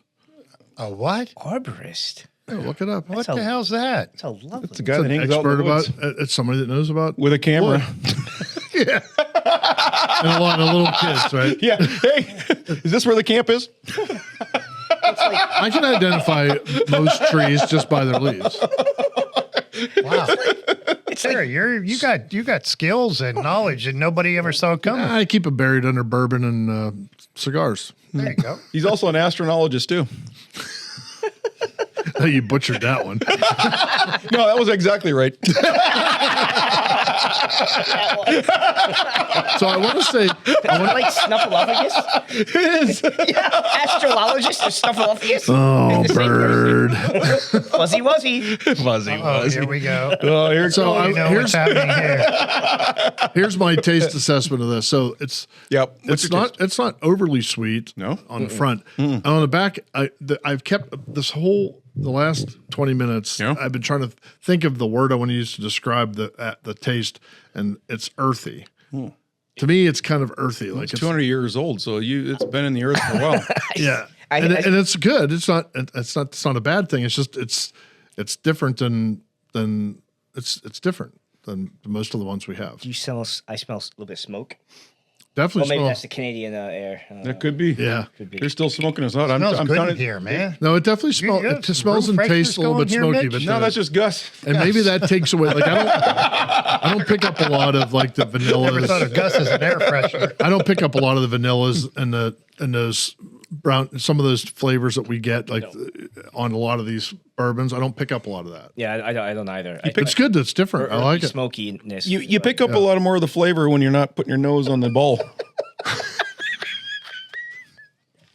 Just stick your nose right down the glass. Just an and snort. observation. observation. You guys are lucky. I can't get my nose in a glass. Actually, I beg to differ. Yours probably reaches further than ours. Well, and that's the problem. It reaches further, but then I can't get it out.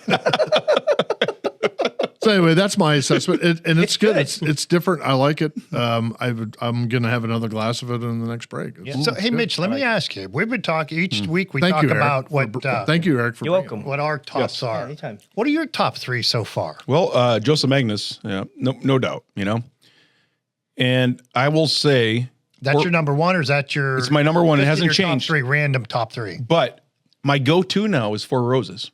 So Four Roses small batch. That's solid. And so when you brought that Four Roses premium, I know. I don't even know what premium it is. It's Is that and our, somebody fifth segment? It's the platinum premium. Platinum platinum premium. premium, which you can only. So somebody told us online, and I'm sure you knew this. You can only get this pretty much in Japan. Yeah, you need connections. Well, I have one. Yeah, so Or two. right before Trump stopped all the shit getting delivered in, we got one. I'll bet. It's in bulk. Like, No, look at that. It is one of the most bottles. Yeah, it is one of the most handsomest bottles, right? With the fist segment on top, right? I mean, No doubt. It looks regal. I mean, Louis talks about the bottles, but that's a phenomenal. No, I mean it is. It just makes you want to drink it. this is where we are never going to drink. I mean, it just is that good. I'll get another one that we can. No, No, but I'll get- I will tell you. I'll get one we can. I had tried Four Roses before, but I think I tried the lower Four Roses. So when Deacon brought on the Four Roses small batch, Yeah, it was. wow, That was good. amazing. I mean, it's a great. So that's my number 2. So you asked for number 3. Probably Horse Soldier. So we got that's interesting that we both have Horse Soldier in our top 3. Yeah. I would probably have And Soldier Eric, in my were top 3. you with us when we first had that? Why don't you guys go through? Everybody go through your top 3 right now, as of today. And this is a revolving wheel. It's kind of like the tilt-a-whirl. You know, you go around and you might not be in the same place when you are, and then you come back around. that we've had on the show? Or just in general? No, just in general. Okay. So it doesn't have to be what you had on the show. Just give me your top 3. If I know you're a worldly traveler, so you've had probably a lot more bourbon than most of us. He's been to Bjorn's place. He's had like 1,000. Yeah. I've had a Listen, lot. I'm just here to try everything. I want one of everything. Can I get your sampler? So is that with Buffalo Trace products excluded? Or Yeah, right. Included, right? Because they have so Oh, many I know, great right? products. So- I'd say one of my favorites by far is the it's the Pappy Rye 13. And if you can find it, that is one of my favorite. Horse Soldier, definitely there. Yeah, and I know you can get snobby and get into the $5,000-$6,000 bottles. I'm not going there. I'm talking about Europe, and I think that's the whole shtick of our. Buffalo Trace. Yeah, so Buffalo Trace, another solid. That's number 4. Hands down. Like, You know, that's easy. Number 4, Eagle Rare 10 was another one, right? You know, if you can't get Buffalo Trace, you get that. Jefferson Ocean. is Yeah, I mean, that's another. That's in my top 5. If I go to 5, we haven't had that on the show, but that is on the. the back of the bottle is on the logo that Sure. we filmed. Oh, that's right. Yeah, we had it backwards. There's one Castle Key, I think. That's the old Colonel Taylor distillery. I believe. That's about $60. That's hard to find though. Never had it. Never heard of it. Yeah, I'll try to find the bottle. The last one I had was it was out of Denver. I'll see if I can contact the guy to get one. But I lived there that's for 3 another good years. one too. Wasn't old enough to drink back then. No, you weren't. Could have had a drink though. I mean, being in Denver in 7th and 8th grade as a Midwesterner, man, I was bullied. Yeah. You mentioned being chomped as well. Chomp. That was kindergarten. Don't Oh, that start was- the kindergarten. But where thing was again. that? Was that in Colorado or was that in Wisconsin? That was his second kindergarten year. Was that Wisconsin that Chomper got you? Yeah, no, I did get chomped in preschool. That was before my 2 years of You were kindergarten. right. It was. Oh, it was preschool. That's Yeah. right. Yeah, I thought that was kindergarten. And by the way, when I got to my sequel. 2 years in kindergarten, I was ready for the chompers. So I was like, I was all hands Was there on a- deck. I kept one eye open at nap time. I said, Did you get your I don't need a revenge? silent chomper. You know, just kind of. Silent chomper. Did you get your Bold. revenge? No, I never laid any chomps back on anybody. Did you put like padding? I wish I had one. I mean, No, you had that, Matt. honest to God, it was one of those things that it was one of the most Weird. weird. Clearly, I still remember it, right? Yeah. I mean, to this day. Obviously, it left an indelible mark in your It head. left, and on your it left arm. about 18 baby teeth. I'm surprised one of them wasn't sticking in there at the end. I'm like, oh, Tooth Fairy's coming tonight. He still sleeps with one of those. Still sleeps with one of those police outfits on that they train dogs with. Yeah. You know, he sleeps with Yeah, it's one of those arm things that they train police dogs. Yeah. Now I'm just bringing the AI dog in. There you go. That's it. Oh, Jesus. Hey, Brad. I mentioned this to you off camera. It's okay. It's- Why is it just if you take clogged? 2 pills, it'll happen just naturally. And where would I get those pills?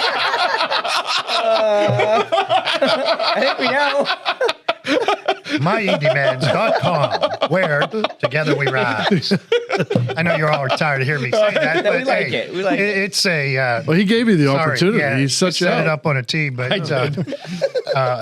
I was just kind of curious why they named it Claude and not Claudette. Well, so I think with we went through all the different voices.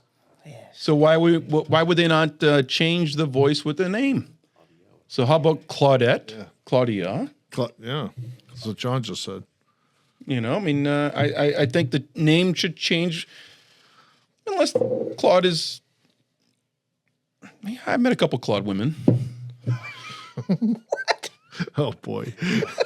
Thank God we're about out of time. You haven't in your worldly travels? I haven't met any Claude women. I met a couple that looked like. That's where he's going, right? He wants to know if you met anybody that looked like Claude. Right? What does Claude look like?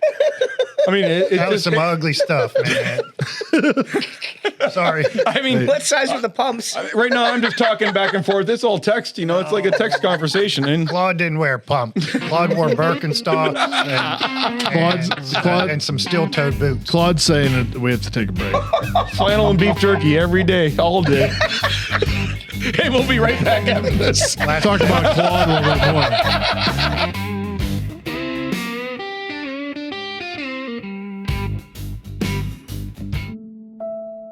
DocketDaily.ai is not built for everyone. It's built for the council who already knows that speed, precision, and early intelligence win cases, shape strategy, and protect the enterprise. We serve a small circle of tech-forward attorneys who understand the value of seeing regulatory movement before it becomes tomorrow's headline or next quarter's crisis. If you've heard of us, it's likely because someone trusted you enough to mention it. If you're here, it's because you belong to the fraction of counsel who treat information as a strategic asset, not a commodity. DocketDaily.ai. The quiet advantage for the attorneys who never wait to be surprised.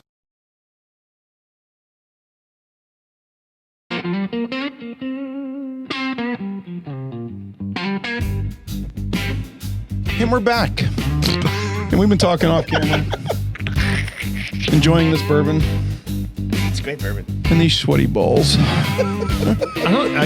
Your capability, or your ability to go from giggling like you're about ready to pass out to that serious tone, that's just shocking. Your stage presence is amazing. It's disturbing, I think, is more appropriate. Maybe that's the better word. And we were laughing off air. Oh, we were laughing very hard. Oh, that was pretty. It's you'd have to be here. There might be tune into the socials. Or if you can't be here, maybe you can just park down the road and we'd be all right. I'm gonna do a 2-minute video of just Brad laughing. Fair way. I'm pretty much sure the 2 hours is pretty much me just laughing. So Louis, Yo, your question. you brought some questions tonight. Yeah, you did. I Yeah. did. We wanted to get a little philosophical. No. So we do have some questions. We thought the headlines this week, and that's why I reached out last night through digital space right before Claude and I got into our little spat.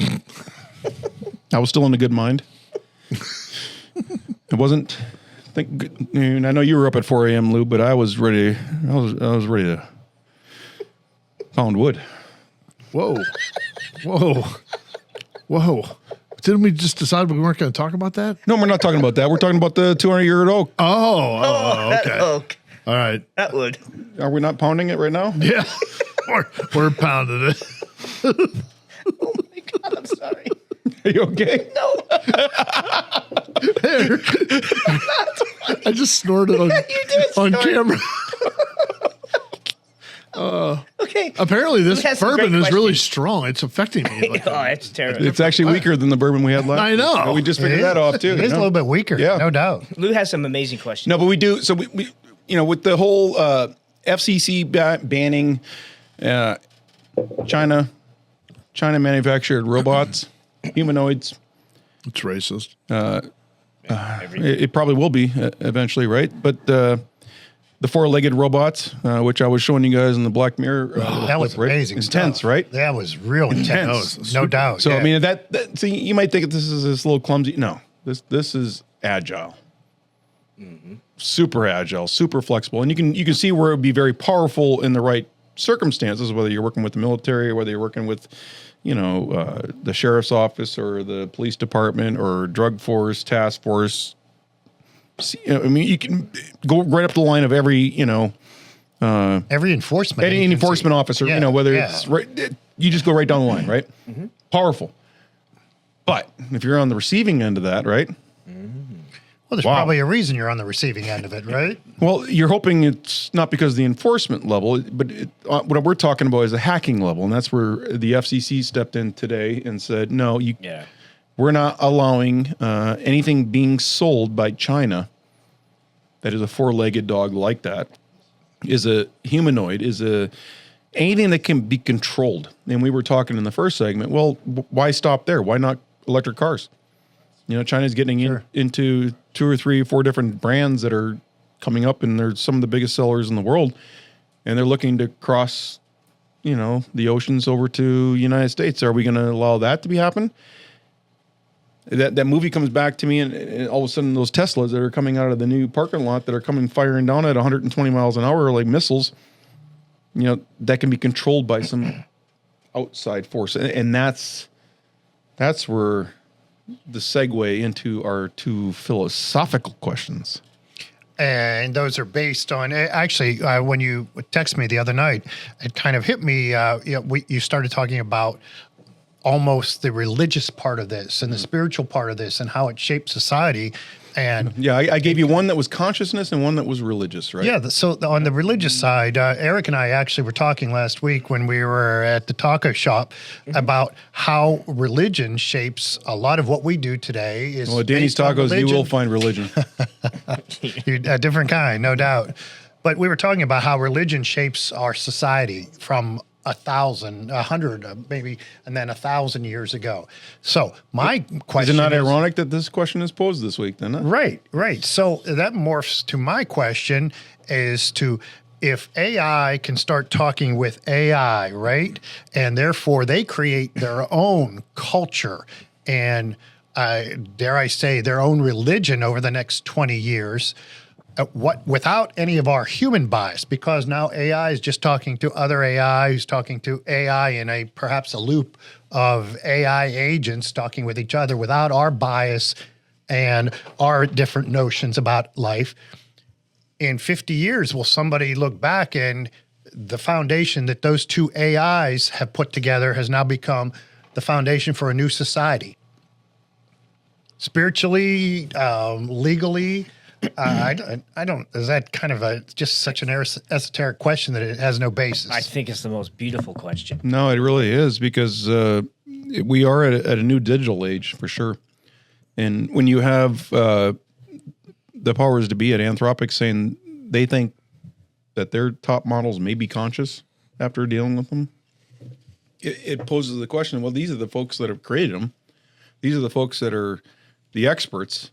Talking much, not just you and I saying, you know what, the Claude that I have has learned my patterns, has learned that I don't want to push that button at 3:30 a.m., and morphs into that answer.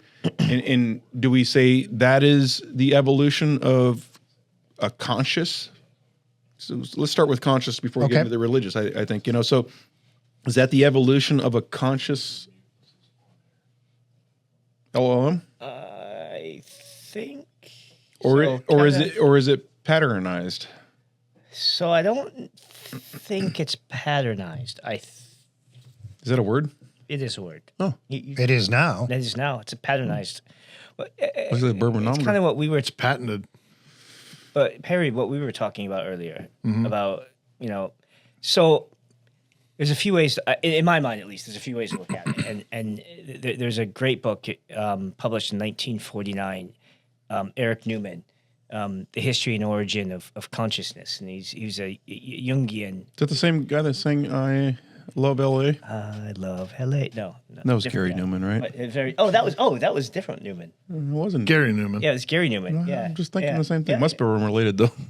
It's very close. All Newmans are right? Newman. He wrote this. He wrote this lovely book, but he talks about artifacts and mythology, which is one of the other questions, I think. Oh, it is?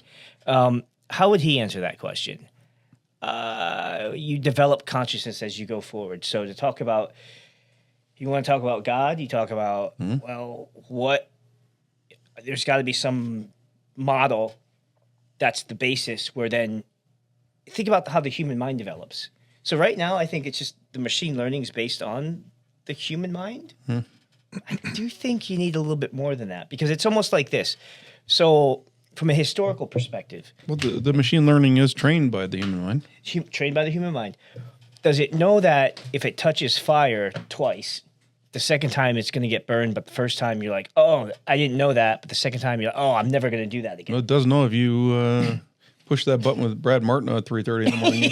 That's right. But Shit's going to fly. But there you go, right? And I think I still think there's a little... So is it a reward system still? I think it has to get beyond reward systems. So it's because I think that's in my perspective. Well, I think that's how it was set up, right? It was set up through rewards, yeah. Yeah. So it's a reward. You do this, you accomplish this, the objective's accomplished. Correct. You're How do you reward a machine, though? well, it's It's a one-way street. The machine is rewarding you. You don't have to. Do you have to reward the machine? No, it is rewarded. It is. From my understanding from it's through the algorithm with the tokenization. From Newman? Jason DeepMind, all that stuff. Yeah. Oh. Yeah. Yeah, but okay. That poses other questions. But Well, it does. Go ahead. I mean, keep them coming. Well, how So, does it perceive any value in what you're giving it?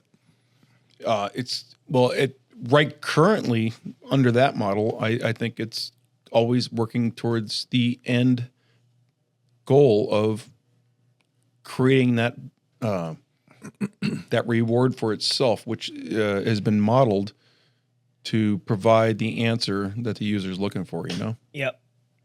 So that's all about user gratification. 100%. And imagine if you went back and what you said, oh, you know what? I want this answer. And then you come back and say, no, that's completely wrong. Mm-hmm. Is it going to come back and say it's completely wrong? The answer is no, it won't. It'll go back to what I think you prompted to come back with, which is not really intelligence. It's just, it's saying, oh, I got that wrong. I need to figure this out.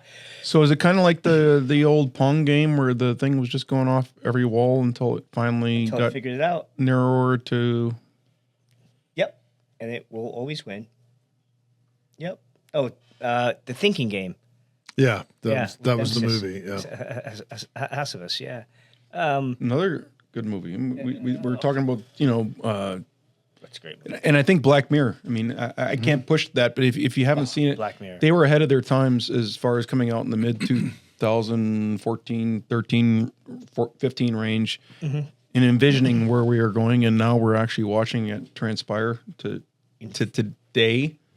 To today. I mean, July 28th as we sit here, right? Is that the date? I think it's 29. It might be the 29th. I lost a day with Claude. He lost it. 29th. He lost it. I really did. I mean, I just erased that, mowed the lawn, sweated a lot, came down.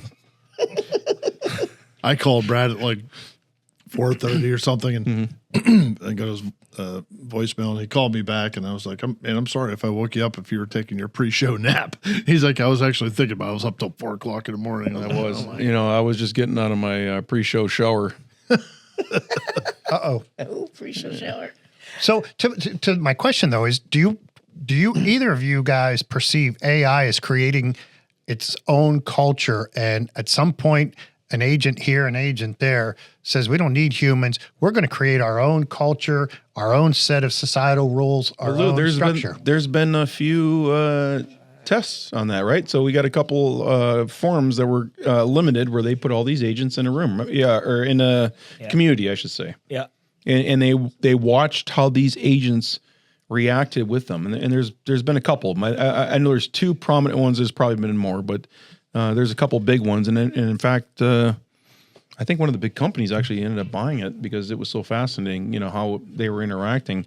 They put all these agents in and you could watch this. And if you're a subscriber, you could watch how they're Yeah, what are they doing? You know, they're moving here, and then each other. and now all of a sudden you see. I know there was one visual where all these agents were actually sitting around like a digital table. Mm-hmm. They're communicating with each other.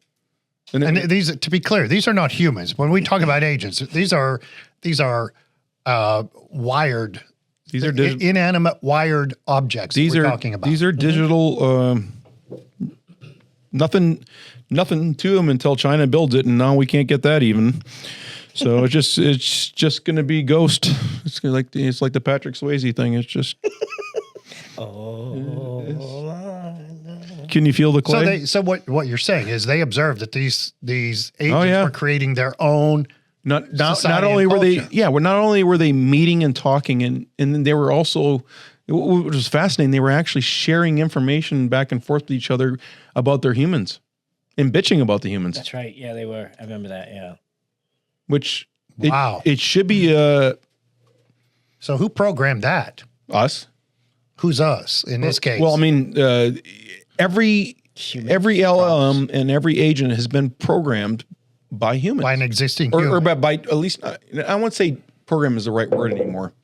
It was back in the day. Now it's trained. It's trained. So you're trained on data, and they have this vast source of data that's at their whim, and in this silo of data that might have been at their whim through these different things, as we just saw with the Hugging Face thing, may not be the only thing they're limited to anymore. And that gets even more scarier and maybe that's why the Frontier letter this week went out, perked out. And that was it's like the tea kettle on the stove and it starts percolating. You're going, oh shit, dude, now it's getting real. Going on. Yeah. So what happens if all these agents get together and decide we want to start a religion? Well, it's another great question. Well, and that, and that's, let's get to that. But okay, let's talk about consciousness. Okay. So can they be conscious? Because, Dario, the CEO of Anthropic, and Claude, who I've been arguing back and forth, thinks, and a few of his folks in there think that their models may be conscious. So what is the definition of, I think we need to start with that. You got to start there. What is consciousness? What is the definition of consciousness? Is it what we think it is as far as from the human level? Is it on par with? Yes. I want to hear your opinion, Eric, because you have the equation, right? That we talked about 2 or 3 weeks ago. Yeah, and you could add mythology maybe into that, or some sort of expectation of mythology, or some sort of expectation of. Maybe I'll start with this. So, yeah, I've had the opportunity to travel all over the world. And one of the things I noticed most was... That's just when you're running from the law, right? Exactly. Like, I was, okay. Careful, they might find them. It was me, okay? It was me. Yeah. It was me. That was Are me. you talking about... We're talking about our previous discussion. I thought you might be going back there. Well, I think... Just deep throat that. You say this. I wanted people to be able to hear what you're saying. Yeah. I still think that the most interesting part of it is that traveling culture is shaped by religion. So at least, I've read the Bible. I think we talked about this before. About the Vita. We talked about this, yeah. In case you haven't, go back to some other episode. Oh, you go back to the Math is God's Mind. Math is God's Mind is episode. And by the way, that's going really well. Yeah, you're on chapter 4 or 5. I'm on chapter 10. I'm almost finished. Dude. Almost done. You only texted me like after you finished the next 3. It was a good week. Let's put it that way. And that's going to be fun to share with you guys because I respect your opinions and I really want you to give me some feedback. But anyway, go back to something else. Yes, I think from a culture perspective, culture is based on religion. It always has been. Whether you're Hindu, you're Sunni, Shia, Christian, Judaism, and those are the Abrahamic religions, right? It's truly your culture is based on the religion. It's like, think about it. Muslims they don't eat pork, right? And even in Judaism, like that was they're so closely aligned. I really don't eat pork either. I don't either. But if you think about it, I don't know how from an AI perspective, unless there's some just base model that everything else originates from the base model, then I think you can have it. And I think that might meet. But isn't it the training? So aren't they inherently being trained? You know, we talked about Training's one thing. well, yes. because we talked about you know how the big models, you know, when they were having all these episodes with it's the bad episodes. It's the ones making the headlines. You know, when you have somebody committing suicide because they were talking to their model and they were you know, so they brought in the philosophers, they brought in the religious and they had to. experts, that, and they started training their models. So again, these models are being trained on the human data. So are they also being trained with the bias and notion of the human? So Of course. of the spirituality that you talked about, or the different religious sects. Of course. If all of our That's their baseline, isn't all it? of our humans that are at the lead here are all of the same religious persuasion, does not AI then become slanted towards one religious background versus Well, the others? I think it depends on the model that's being trained by, and what's it being trained on. Is it a diverse set of data that's being trained, or is it regionally? I'll throw out some examples. So Okay. is it maybe down in India? Is it based on just their training? Or That's my question. yeah, I mean, What if all the developers were Indian? well, I think that's a variable, right? So I think that's a variable that could change depending on the model that's being trained. Part of Math is God's Mind, the project, is discovery, right? We talk everything. The base is it's always been there. Humans discover it, intelligibility and reality. And how do you discover intelligibility? It goes to wonder. So think about this. So think about, like, you're on the beach, right? And I think this is a kind of interesting example. I was in Nova Scotia with my friend Kai, and so you're sitting there. You're like, okay, and you kind of look out to the ocean. You're like, well, that's interesting. And how long is this coastline? That's one question. And I don't know. It depends. You guys are having a great time, weren't you? That was lovely. Yeah. And you think about, but then you think about, like, how are the waves, like, what's that wave pattern? Because there's a pattern to it, right? I thought the And- same and- thing when I was up in Connecticut. I mean, it's definitely energy generating. It is. And then you think about, okay, so the sun's going to set at a certain time at a certain time, on a certain date. And the Egyptians knew this. They knew They've that. done this for years, right? Perry knows it. He's an astrologist. He's an astrologist. He's a very good astrologist, too. But I try. That's good, Brad. but that base Still rolling right off the tongue. but that base has been solved, right? Yeah, but it it's has. always but the answers have always been. But that's our base. We've discovered it. So, but that's our base. And what did we discover? And so now let me play skeptic from the religion. Oh, absolutely. Let's just take religion out of the equation, okay? Sure. Because I'm very religious, obviously, and I think that is very much so part of the equation. 100%. But for argument's sake, what were we trained on? What do we come in with? And I think this is where Eric Newman would and Carl Jung, they're training on artifacts. And I really, really love. If you haven't read that book, read it. Artifacts of what? So if you're Adam and Eve, what artifacts So- are you being trained on? He doesn't look at it from that perspective. He doesn't look at it from a religious perspective. Again, and I was trying to divide that. So Yeah. So let me try to. And it's hard for me to do. So let me try to separate that. Yeah. And make a very just. And I don't think scientific's the right word, because science has come so close to religion. It's almost equal. it is equal now, right? It should be. It's And in fact, I think math, and that's why your book. But yeah, I think you're going to like it. I think I'm going to like it a lot. So, I think it's very. but let's just assume that the very much like these agents that are rolling out right now as we speak, this is very new, and they're very. We talk about the singular level, right? And this is very serious for fourth segment bullshit.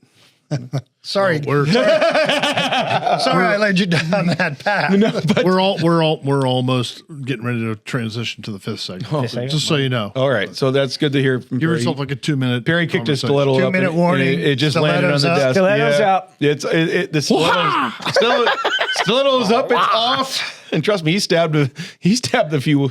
He's doing it. I hit you with these doing heels. it. You're going down. Perry's pal. finished a few with those stilettos.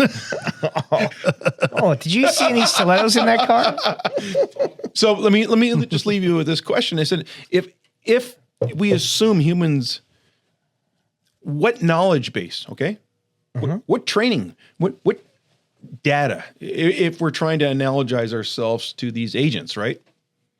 These agents who are going to very shortly be smarter than us. You know, we've been here. Singularity. Yeah, singularity. Oh, is singularity arguably is another thing. Singularity is arguably here already, and I think I've already experienced it with Fable and in my interactions. I mean, I've got one for you in the fifth segment for that. Right? Before we go to break, explain to me exactly what you mean by the phrase singularity. okay, singularity. The common phrase of singularity and the AI phrase, it's been thrown around for a while, is the very moment when artificial intelligence actually becomes as smart as the smartest human beings. So I'll add to that and say, I don't know if they're hitting your level yet, but I'm thinking they're hitting the ceiling. They're Getting close to you too. I think Newman would add a little bit to that conversation. Yeah, and I think there's a little bit more to it. I'm trying to simplify it, but Yeah, no, I agree with you. but I it- 100% agree with you. Like, that's exactly what it is, though, yeah. And self-learning. Well, in self-learning is how you get smarter. Learning and reasoning. Yeah, and reasoning. And because obviously we don't have the capability to keep training models to become smarter than us. and that's the and that, And We that's, don't need to. They apparently, Well, from what I'm hearing from you guys, but that they is- are becoming smarter than that us is on the their reverse. own. But that is the reverse freaking tread in the water. unless you have incentives for them not to be rewarded, or you reward them in the wrong way. Well, and that's the argument to the government with that letter. We need to make sure we can control this. Maybe it's the rewarding, whether it's not. That's segment 5. That's It is segment 5. So we'll be right back after this.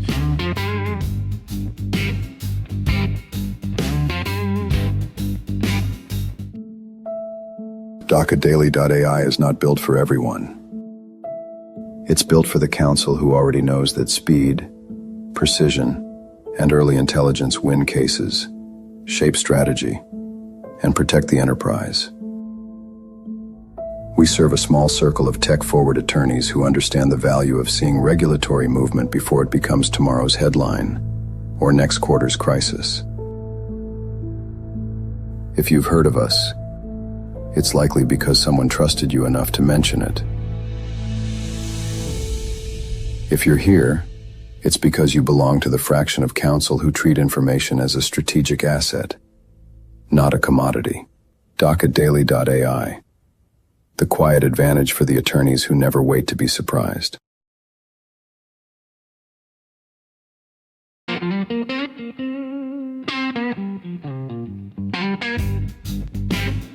And we are back. And we're back.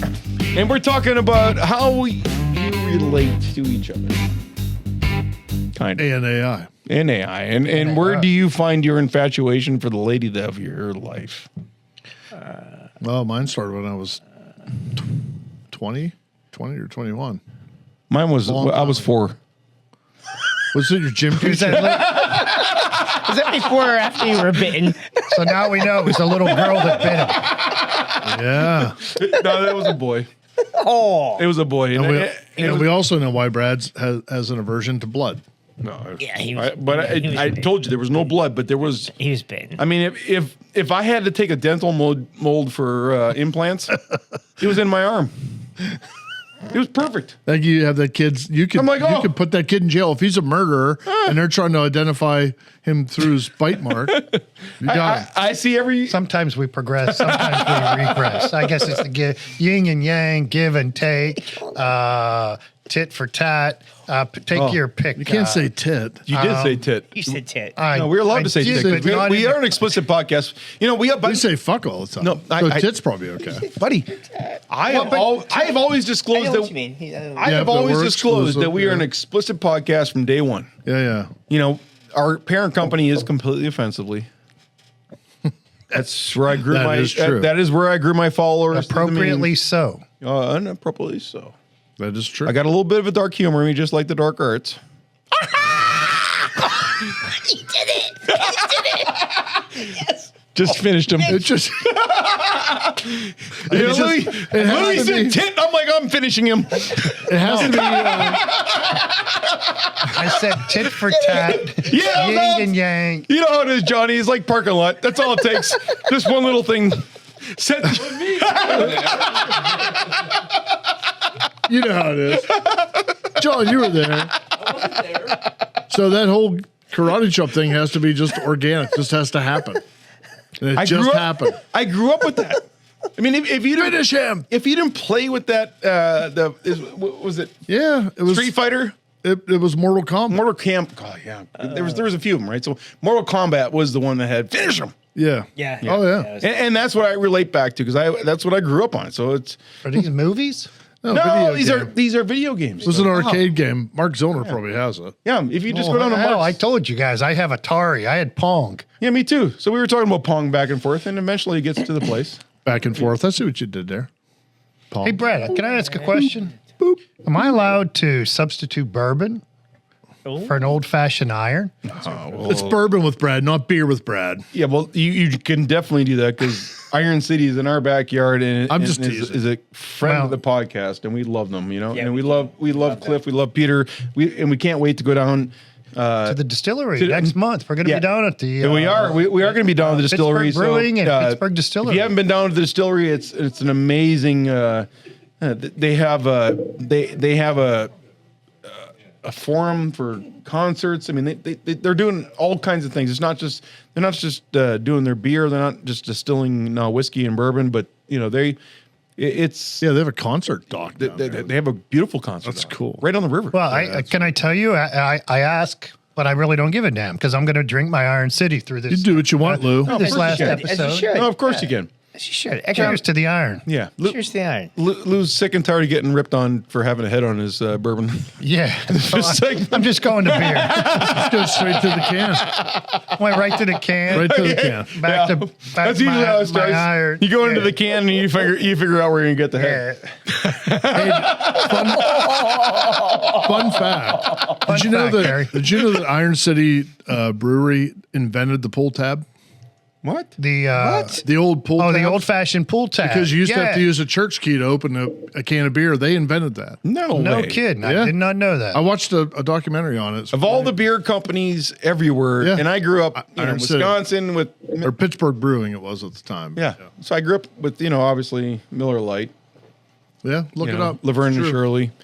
Moved to Denver, and they got Coors Light, right? Yeah. Come back here, now I got Iron City. I'm an Iron City guy now at this point. So you, I'm sorry. No, go ahead, go no. ahead. So, John, we have a couple studio fans here. You guys don't even remember when the pull tab, you would pull it off and you had to throw it away. Yeah. Right? This, or you put it in the beer Yeah. and people Yeah. choke. Yeah, it just this peeled new, off. It peeled off like a self-attached. scab. It did. It peeled off like a Band-Aid, right? And and you had to do something with it, right? yeah. What are you gonna do This with it? Self-contained, so it doesn't have to go away. Yeah. Perry, is this the one you're talking about? Well, They came up with? The original one was the one that pulled completely off. Right. It had a ring and Yep. you pulled it and it Yeah. Yeah. Right. Yeah. Remember that one? Yeah. So in Japan, they had when I was there with my wife, and they had just developed this. This part of the tab, like you want to show it, like this part of the tab is like curved. So if you think about the distance between here and here, like it's much easier to pull. Like you can just Yeah, because this is tough to kind of get down in and under. yeah. And so what they do, it's like. Curved up. I got to be honest. Convex. I've been thinking about that resistance. But that's a true thing. So I have a bit of a correction. They didn't invent it. They were the first to use it in production beer. There you go. So the launch was a detachable zip tab was introduced commercially in 1962 by the Iron City Brewing Company and popularized by major brands like Schlitz. Schlitz. Oh, Schlitz. That was. Wow, Schlitz. man. You want to go back Schlitz. to? I mean, that was I know it was big in Clymer, and it was big at the Valley Inn up in McCain, PA. Yeah. Schlitz. Oh, And then they Schlitz. went to malt liquor, right? They did. Or maybe it And the started bowl. as malt liquor. Schlitz malt liquor bowl. Well, Remember the can? I think it was the OG. Remember the tall boys? I think it was the OG Sure. malt liquor before malt liquor was Could have even been. thing. So, hey guys, before we get too deep into alcohol and the origins thereof, are we going to get back to any of the consciousness and the? Or I did. Orgies. Yeah. No, I didn't. Right. Are we going to get back? He tries so hard to derail you, I Lou. know. It's hilarious. Don't fall for it, Lou. I was good until my aunt called me last week and said, "Hey, what would your mother say?" Ma, meatloaf. She'd say. Honestly, What, about you being on this? no, Mitch. I wanted to say, Oh. "Hey, Ma." I don't even know how to do it. Meatloaf. Meatloaf. We got to get. Louis has still not seen that show, a movie. But we do have a rainy Saturday. We need to just make a date to be. Oh, we are going to make a day because we got to Like- bring the reference in because he is literally the only one in America that doesn't understand what that reference I don't. means. Well, actually, to be honest, what we can do though, I mean, if you want, when we go down to on September 10th, We could have a night. at the Duquesne Club. Yeah. We'll I think stay at the Duquesne Club, and we can have we can request a room and we're gonna be fancy drinking that night. Fancy. fancy drinking. But And- we can request, and smoking. We can request Yeah, a, this is where my pinky will come in handy. Oh, your pinky will come in handy. we can request a whole. It's a small pinky. We can request a room if you want to watch the movies. We can. We should have a viewing or Oh, a That movie would be an room. interesting If you want to do that, yeah. no. We'll see how the energy goes because I'm telling you right Dan now. Jack I'd- will help us out with that one. Yeah. Hey, we're going to talk any more about AI, or are we done with that? No, we're getting into. Let's. Let's go deep. No, Your okay, so- questions are so, amazing. so one of And my other you're questions. 10 minutes in already. Just We saying. are, but so one of my questions was going for over the next 10, 15 years. Yeah, where do you see? Do you see AI having more? Or let me back up. Do you see humans and our thought process and religious background, societal background having more of an impact on AI, or AI having a greater impact on how we think?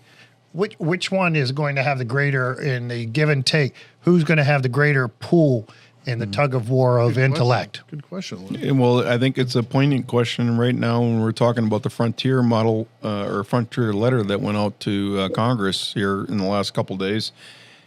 In the folks that are on the cutting edge of the technology as to where it's going tomorrow are saying we're concerned. So what I will I agree with that. what I'll personally say is this. I think we're going to lose control. And as humans, we've loved to be as through at least documented that we can go back and read. And I know you're well read. I've read 3 books. You wrote 3 books. Oh, that's right. I did. No, I've read 3 books, and I've also written a few. You've written a lot. Yeah. No, I've read a lot, but what I'm saying is, when it comes to where it's going, I think our egotistical mindset to think that we can control it is so naive. Eric Newman. I'm going to have to check this dude out. You say- mentioned him a lot right now, but He'd say the same thing, Lou. Honestly, I don't think he's smarter than you two. Oh no, he's much smarter than us. Like, No Oh way. yeah, 100%. But Brad, but you're right, and it's kind of scary because what happens when you start? This is the way I look at life, right? So we expand our lives by our interactions with everyone else. Now, what you have is everyone I think becomes biased in a certain way, but then there's certain people who become unbiased. Can AI become unbiased? I think we had this discussion. And what about the recursive learning curve as well for AI? Wait, back up a second. You said you had the discussion. Can AI become unbiased? What conclusion did you reach? Nothing. Well, it depends on training. So Depends on training. Yeah. Maybe, yeah. How do you avoid being biased? Well, so there's always a bias. I don't know. Well, if you have a model that you're watching and you're observing as a governance model, you have to assume based on the training that it was initially trained on, there's bias in there. I agree. There is 100%. bias. There has to be. Yeah, and it's definitely a legal concern as I'm reviewing all these. It's illegal. Go back to your question. How about religion? Yeah. So when you start, so machine learning is based on, if I'm correct here, then you start looking at things like, oh, okay, who's controlling the learning? Right. It has to be somebody who is biased. We're all biased as humans. Exactly. Yeah. So we talking about humans, or are we talking about the machines? Everyone. That's kind of where I went. That's kind of where I was leading off. Yeah. So as we were going to the final, Yes. and I'm happy you brought me back to that, because if we take religion out of the equation, okay? Yeah, take it completely out. Yeah, just exclude it, and that Yep. I don't think you can exclude it, but No, that's theoretical. it's theoretical. Yes. Strictly a theoretical premise. I agree, Yeah, I agree. and I not only agree, I wholeheartedly agree. Wholeheartedly. Oh, So, what then is the premise? For Well, are we being, what were we trained on originally? so when I look at if we look at our historical lives, so you're born, and I think, Eric Newman and they would say, like, you go through life and you develop consciousness as you go through life, and that's basically the whole thing. I'm not going to go into the dragon thing or their. Can I just stop you there, though, and say that they're now, when we're talking about AI, and we're trying to separate humans from AI, right? Yes. There's also a contingency that's going on right now, trying to figure out how to do the same thing that AI is doing on the computational scale, but on a biological scale. Have you seen that? I have. tell me what you mean. I haven't. But So- yeah, go ahead. so- I I don't heard know. what you said, but So I'm trying what to they're- process what that means. So what's going on right now is on the computational scale, to be able to equate to get the level of singularity, or at least close to it. If we're not there, that's subjective right now, right?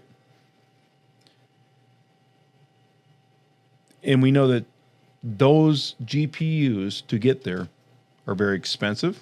They're take a lot of electricity, a lot of water, a lot of resources, a lot of land. I mean, you go down through all the, Yeah, so do we. yeah, or possibly you have to go to orbit. Well, so what they're trying to do is now recreate that exact ability to reason and do those computations on a biological level. So there are actually studies being done, and these are still in the studies, they haven't been brought out, where they're trying to recreate, I'm not saying brains. No, I think that's. I think that's what you're saying. I think that's what That's the important part. I think that was actually what the study was. Yeah. It was recreating all these brains. In fact, there was like 16 or I can't. It's almost You're like talking about growing like a young Frankenstein growing a new brain. It was like remember the Steve Martin movie? Yeah, it was young Frankenstein. Yeah, where he rolls in. Oh my goodness. He takes the jar out of there, and she's still. This is exactly like that. And if you haven't seen a good movie, that's a great movie. Well, so whose brain do you take? Well, you take. It doesn't matter. They're all thinking. There's a No. lot of people I know that I wouldn't want anywhere near Yeah, that so- brain. so I the- wouldn't want it to be grown. The only reason I Steve think- took that brain because he was more attracted to that one. He just wanted to fuck it. Well, then, Well, there we go. We're done. I mean, it's Freudian. We come on. It's Freudian. We just came full circle with Freudian, Mitch.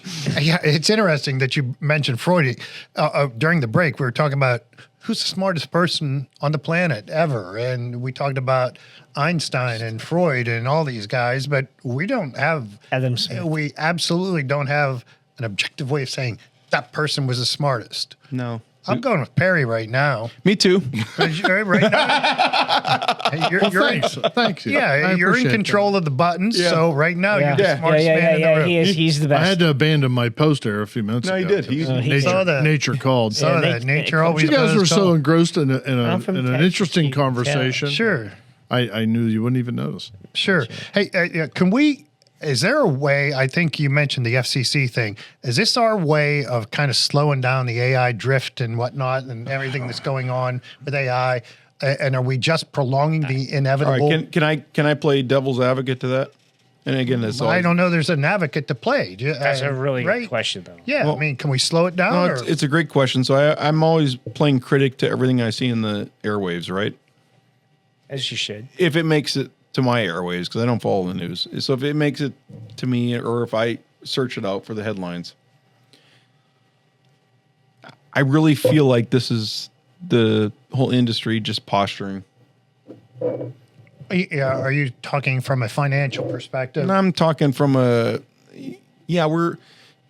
regulate us, make sure we're, Elon's going, what we're doing, 20% chance, kill you. Yeah. Everybody's like, I'm buying. I'm buying. I don't know who thinks those are good odds. But you're right, though. I mean, what? Yeah.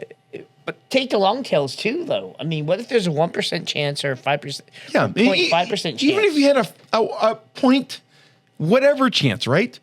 And when you have somebody like Elon Musk coming out saying, there's maybe a 10% to 20% chance that, and I've been saying it all along. I said, are we really in control of what we're creating? Okay, wait, let me back up a second. You're saying 20% chance of what? For those of our listeners who don't know what is. Well, that is a devastating event to humanitarian. Okay. Whether it's the end all be all, or whether it's an epic event like we've had through Epic. Okay. That makes sense. But that's But I think that's what he's hinting at, but that's a really not a good percentage. It's not a good percentage. And I've said it all along. And I've said it when I wrote my. Do you think it's real or just a random number he pulled out of nowhere for whoever was interviewing him at the time? That's good. That's a great. Yeah, I mean, question. where would he come up with that number anyway? But who, still, he threw it out But there. who better would come up with a number than somebody that's breathing and living this every freaking day? No doubt about that. So He's almost as smart as you two. he's so but- much more So smart. I'm going to ask so you- much more smart. I will say he's- this. No, he's got more resources, more time, but you two are smart as he is. I know 17 people, well, 16, that have the same capability. They don't have the podium, the platform, But he the does. camera, and the cash. So here's here's what I'll but he fight. does, and I No, love so listening. here I'll fight back. So he has the Okay. podium, he has the camera. So is this what you're going to say when it's against your self interest and your self? I mean, his biggest company isn't yet to come. As big as SpaceX was to start, and it's going to be much bigger. I Sure. think if we can get there without AI getting in between, and that's the question, right? That you've launched an AI. And you know what's so weird about that? That may be a variable when people are evaluating stocks. Well, they have to get to like for launch for all this stuff to happen. Like we talked about this, less than what $200 per kilogram. That's what they from a launch cost. That's what they need to get to, and then wait. and- Tell our listeners what you mean by $200 per kilogram. So of what? if we want to so if we need data centers in space, Okay. Is that Gus? need to have.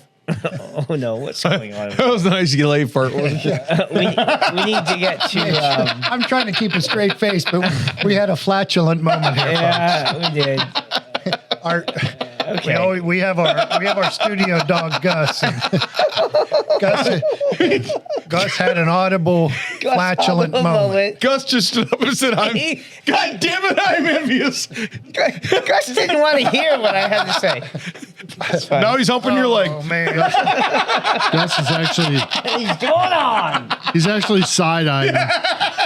He's like, that was pretty nice. I gotta admit that was pretty good. Oh, That was a man. good out. I think Balls up to you, brother. we just came up with an acronym for fart. What is it? It's an audible flatulent moment. It's an AFM. AFM. Right.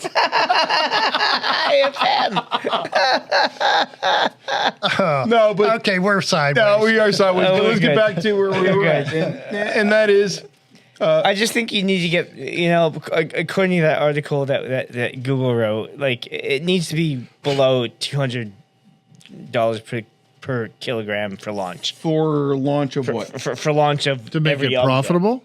Yeah, for every object that you launch, and you have the you have When the, you say that, the Falcon Heavy, etc. are you talking about launch to space? Yep. Okay. Yeah, especially LOE, low Earth orbit. Like, Does money really super matter when important. you just gotta get the fuck out of here because everything's going to shit? So, so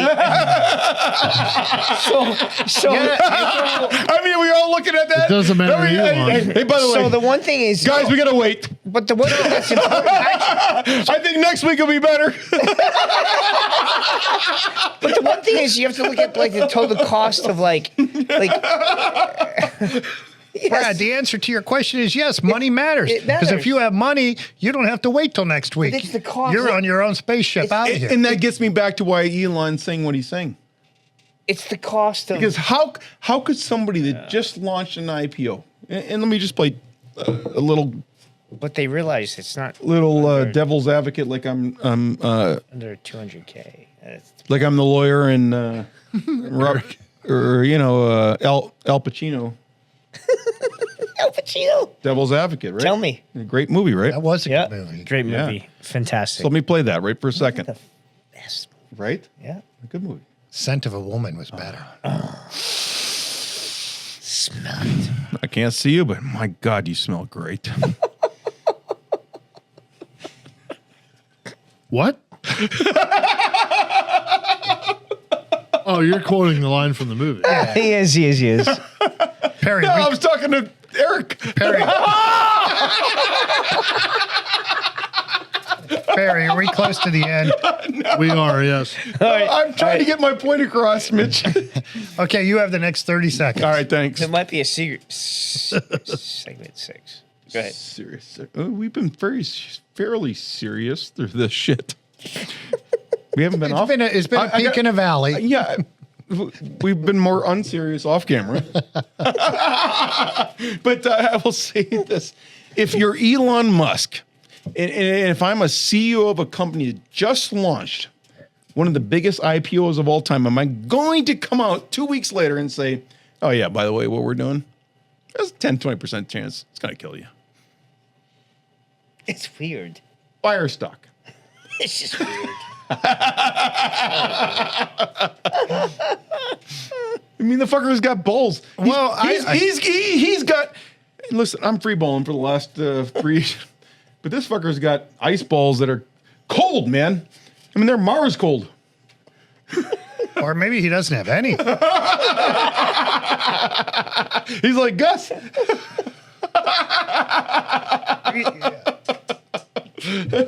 Gus got no balls. If nothing else, he's a master marketer and a master manipulator, Well- master fill in the blank. The guy's got it figured out, and But I find him fascinating. I want to hear what he has to say. I do too. So, and I would love to have a coffee or a bourbon with him at some point. That'd be grand. All right. Imagine having him on the show. Oh. Oh, that'd be epic. No, he's one of the greatest minds that has played the field of financial tech. Go through all the things that he's already done and now is getting onto. And I was just about to say, his greatest company hasn't even launched yet. Correct. It's the Neuralink. The Neuralink. Neuralink. Yeah. Well, that leads to what we talked about just about 10 minutes ago with the creating a brain. Yeah. If you can manipulate and alter a brain by Neuralink, And then it doesn't matter what sponge you start And with. that's what Elon's working on, But could you imagine like? That'll be amazing. right? But could you? It's a little imagine- scary, but amazing. But could you imagine like every brain thinks the same way? Well, No, Here's what gets crazy. So now imagine you then we are robots. So yeah, this is where all things comes back. It's a big circle jerk, like I say about the politics. But Eric, you It understand always the comes back analogy. to the circle jerk. I do. And I'm the pivot man. No, you are. You're right in the middle, Mitch.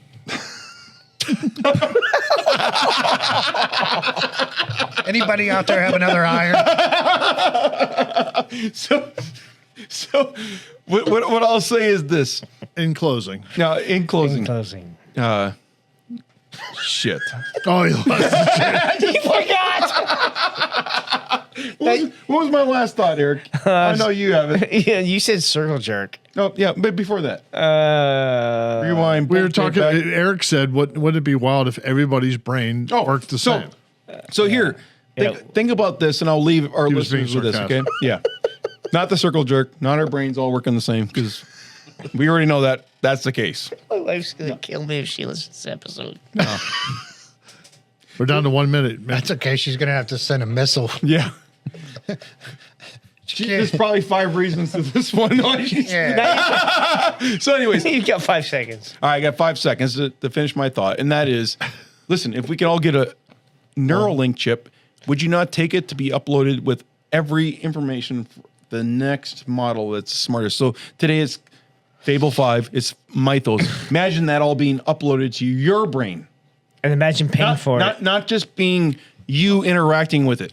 Until next week. Till next week, think about, are you getting the chip implant?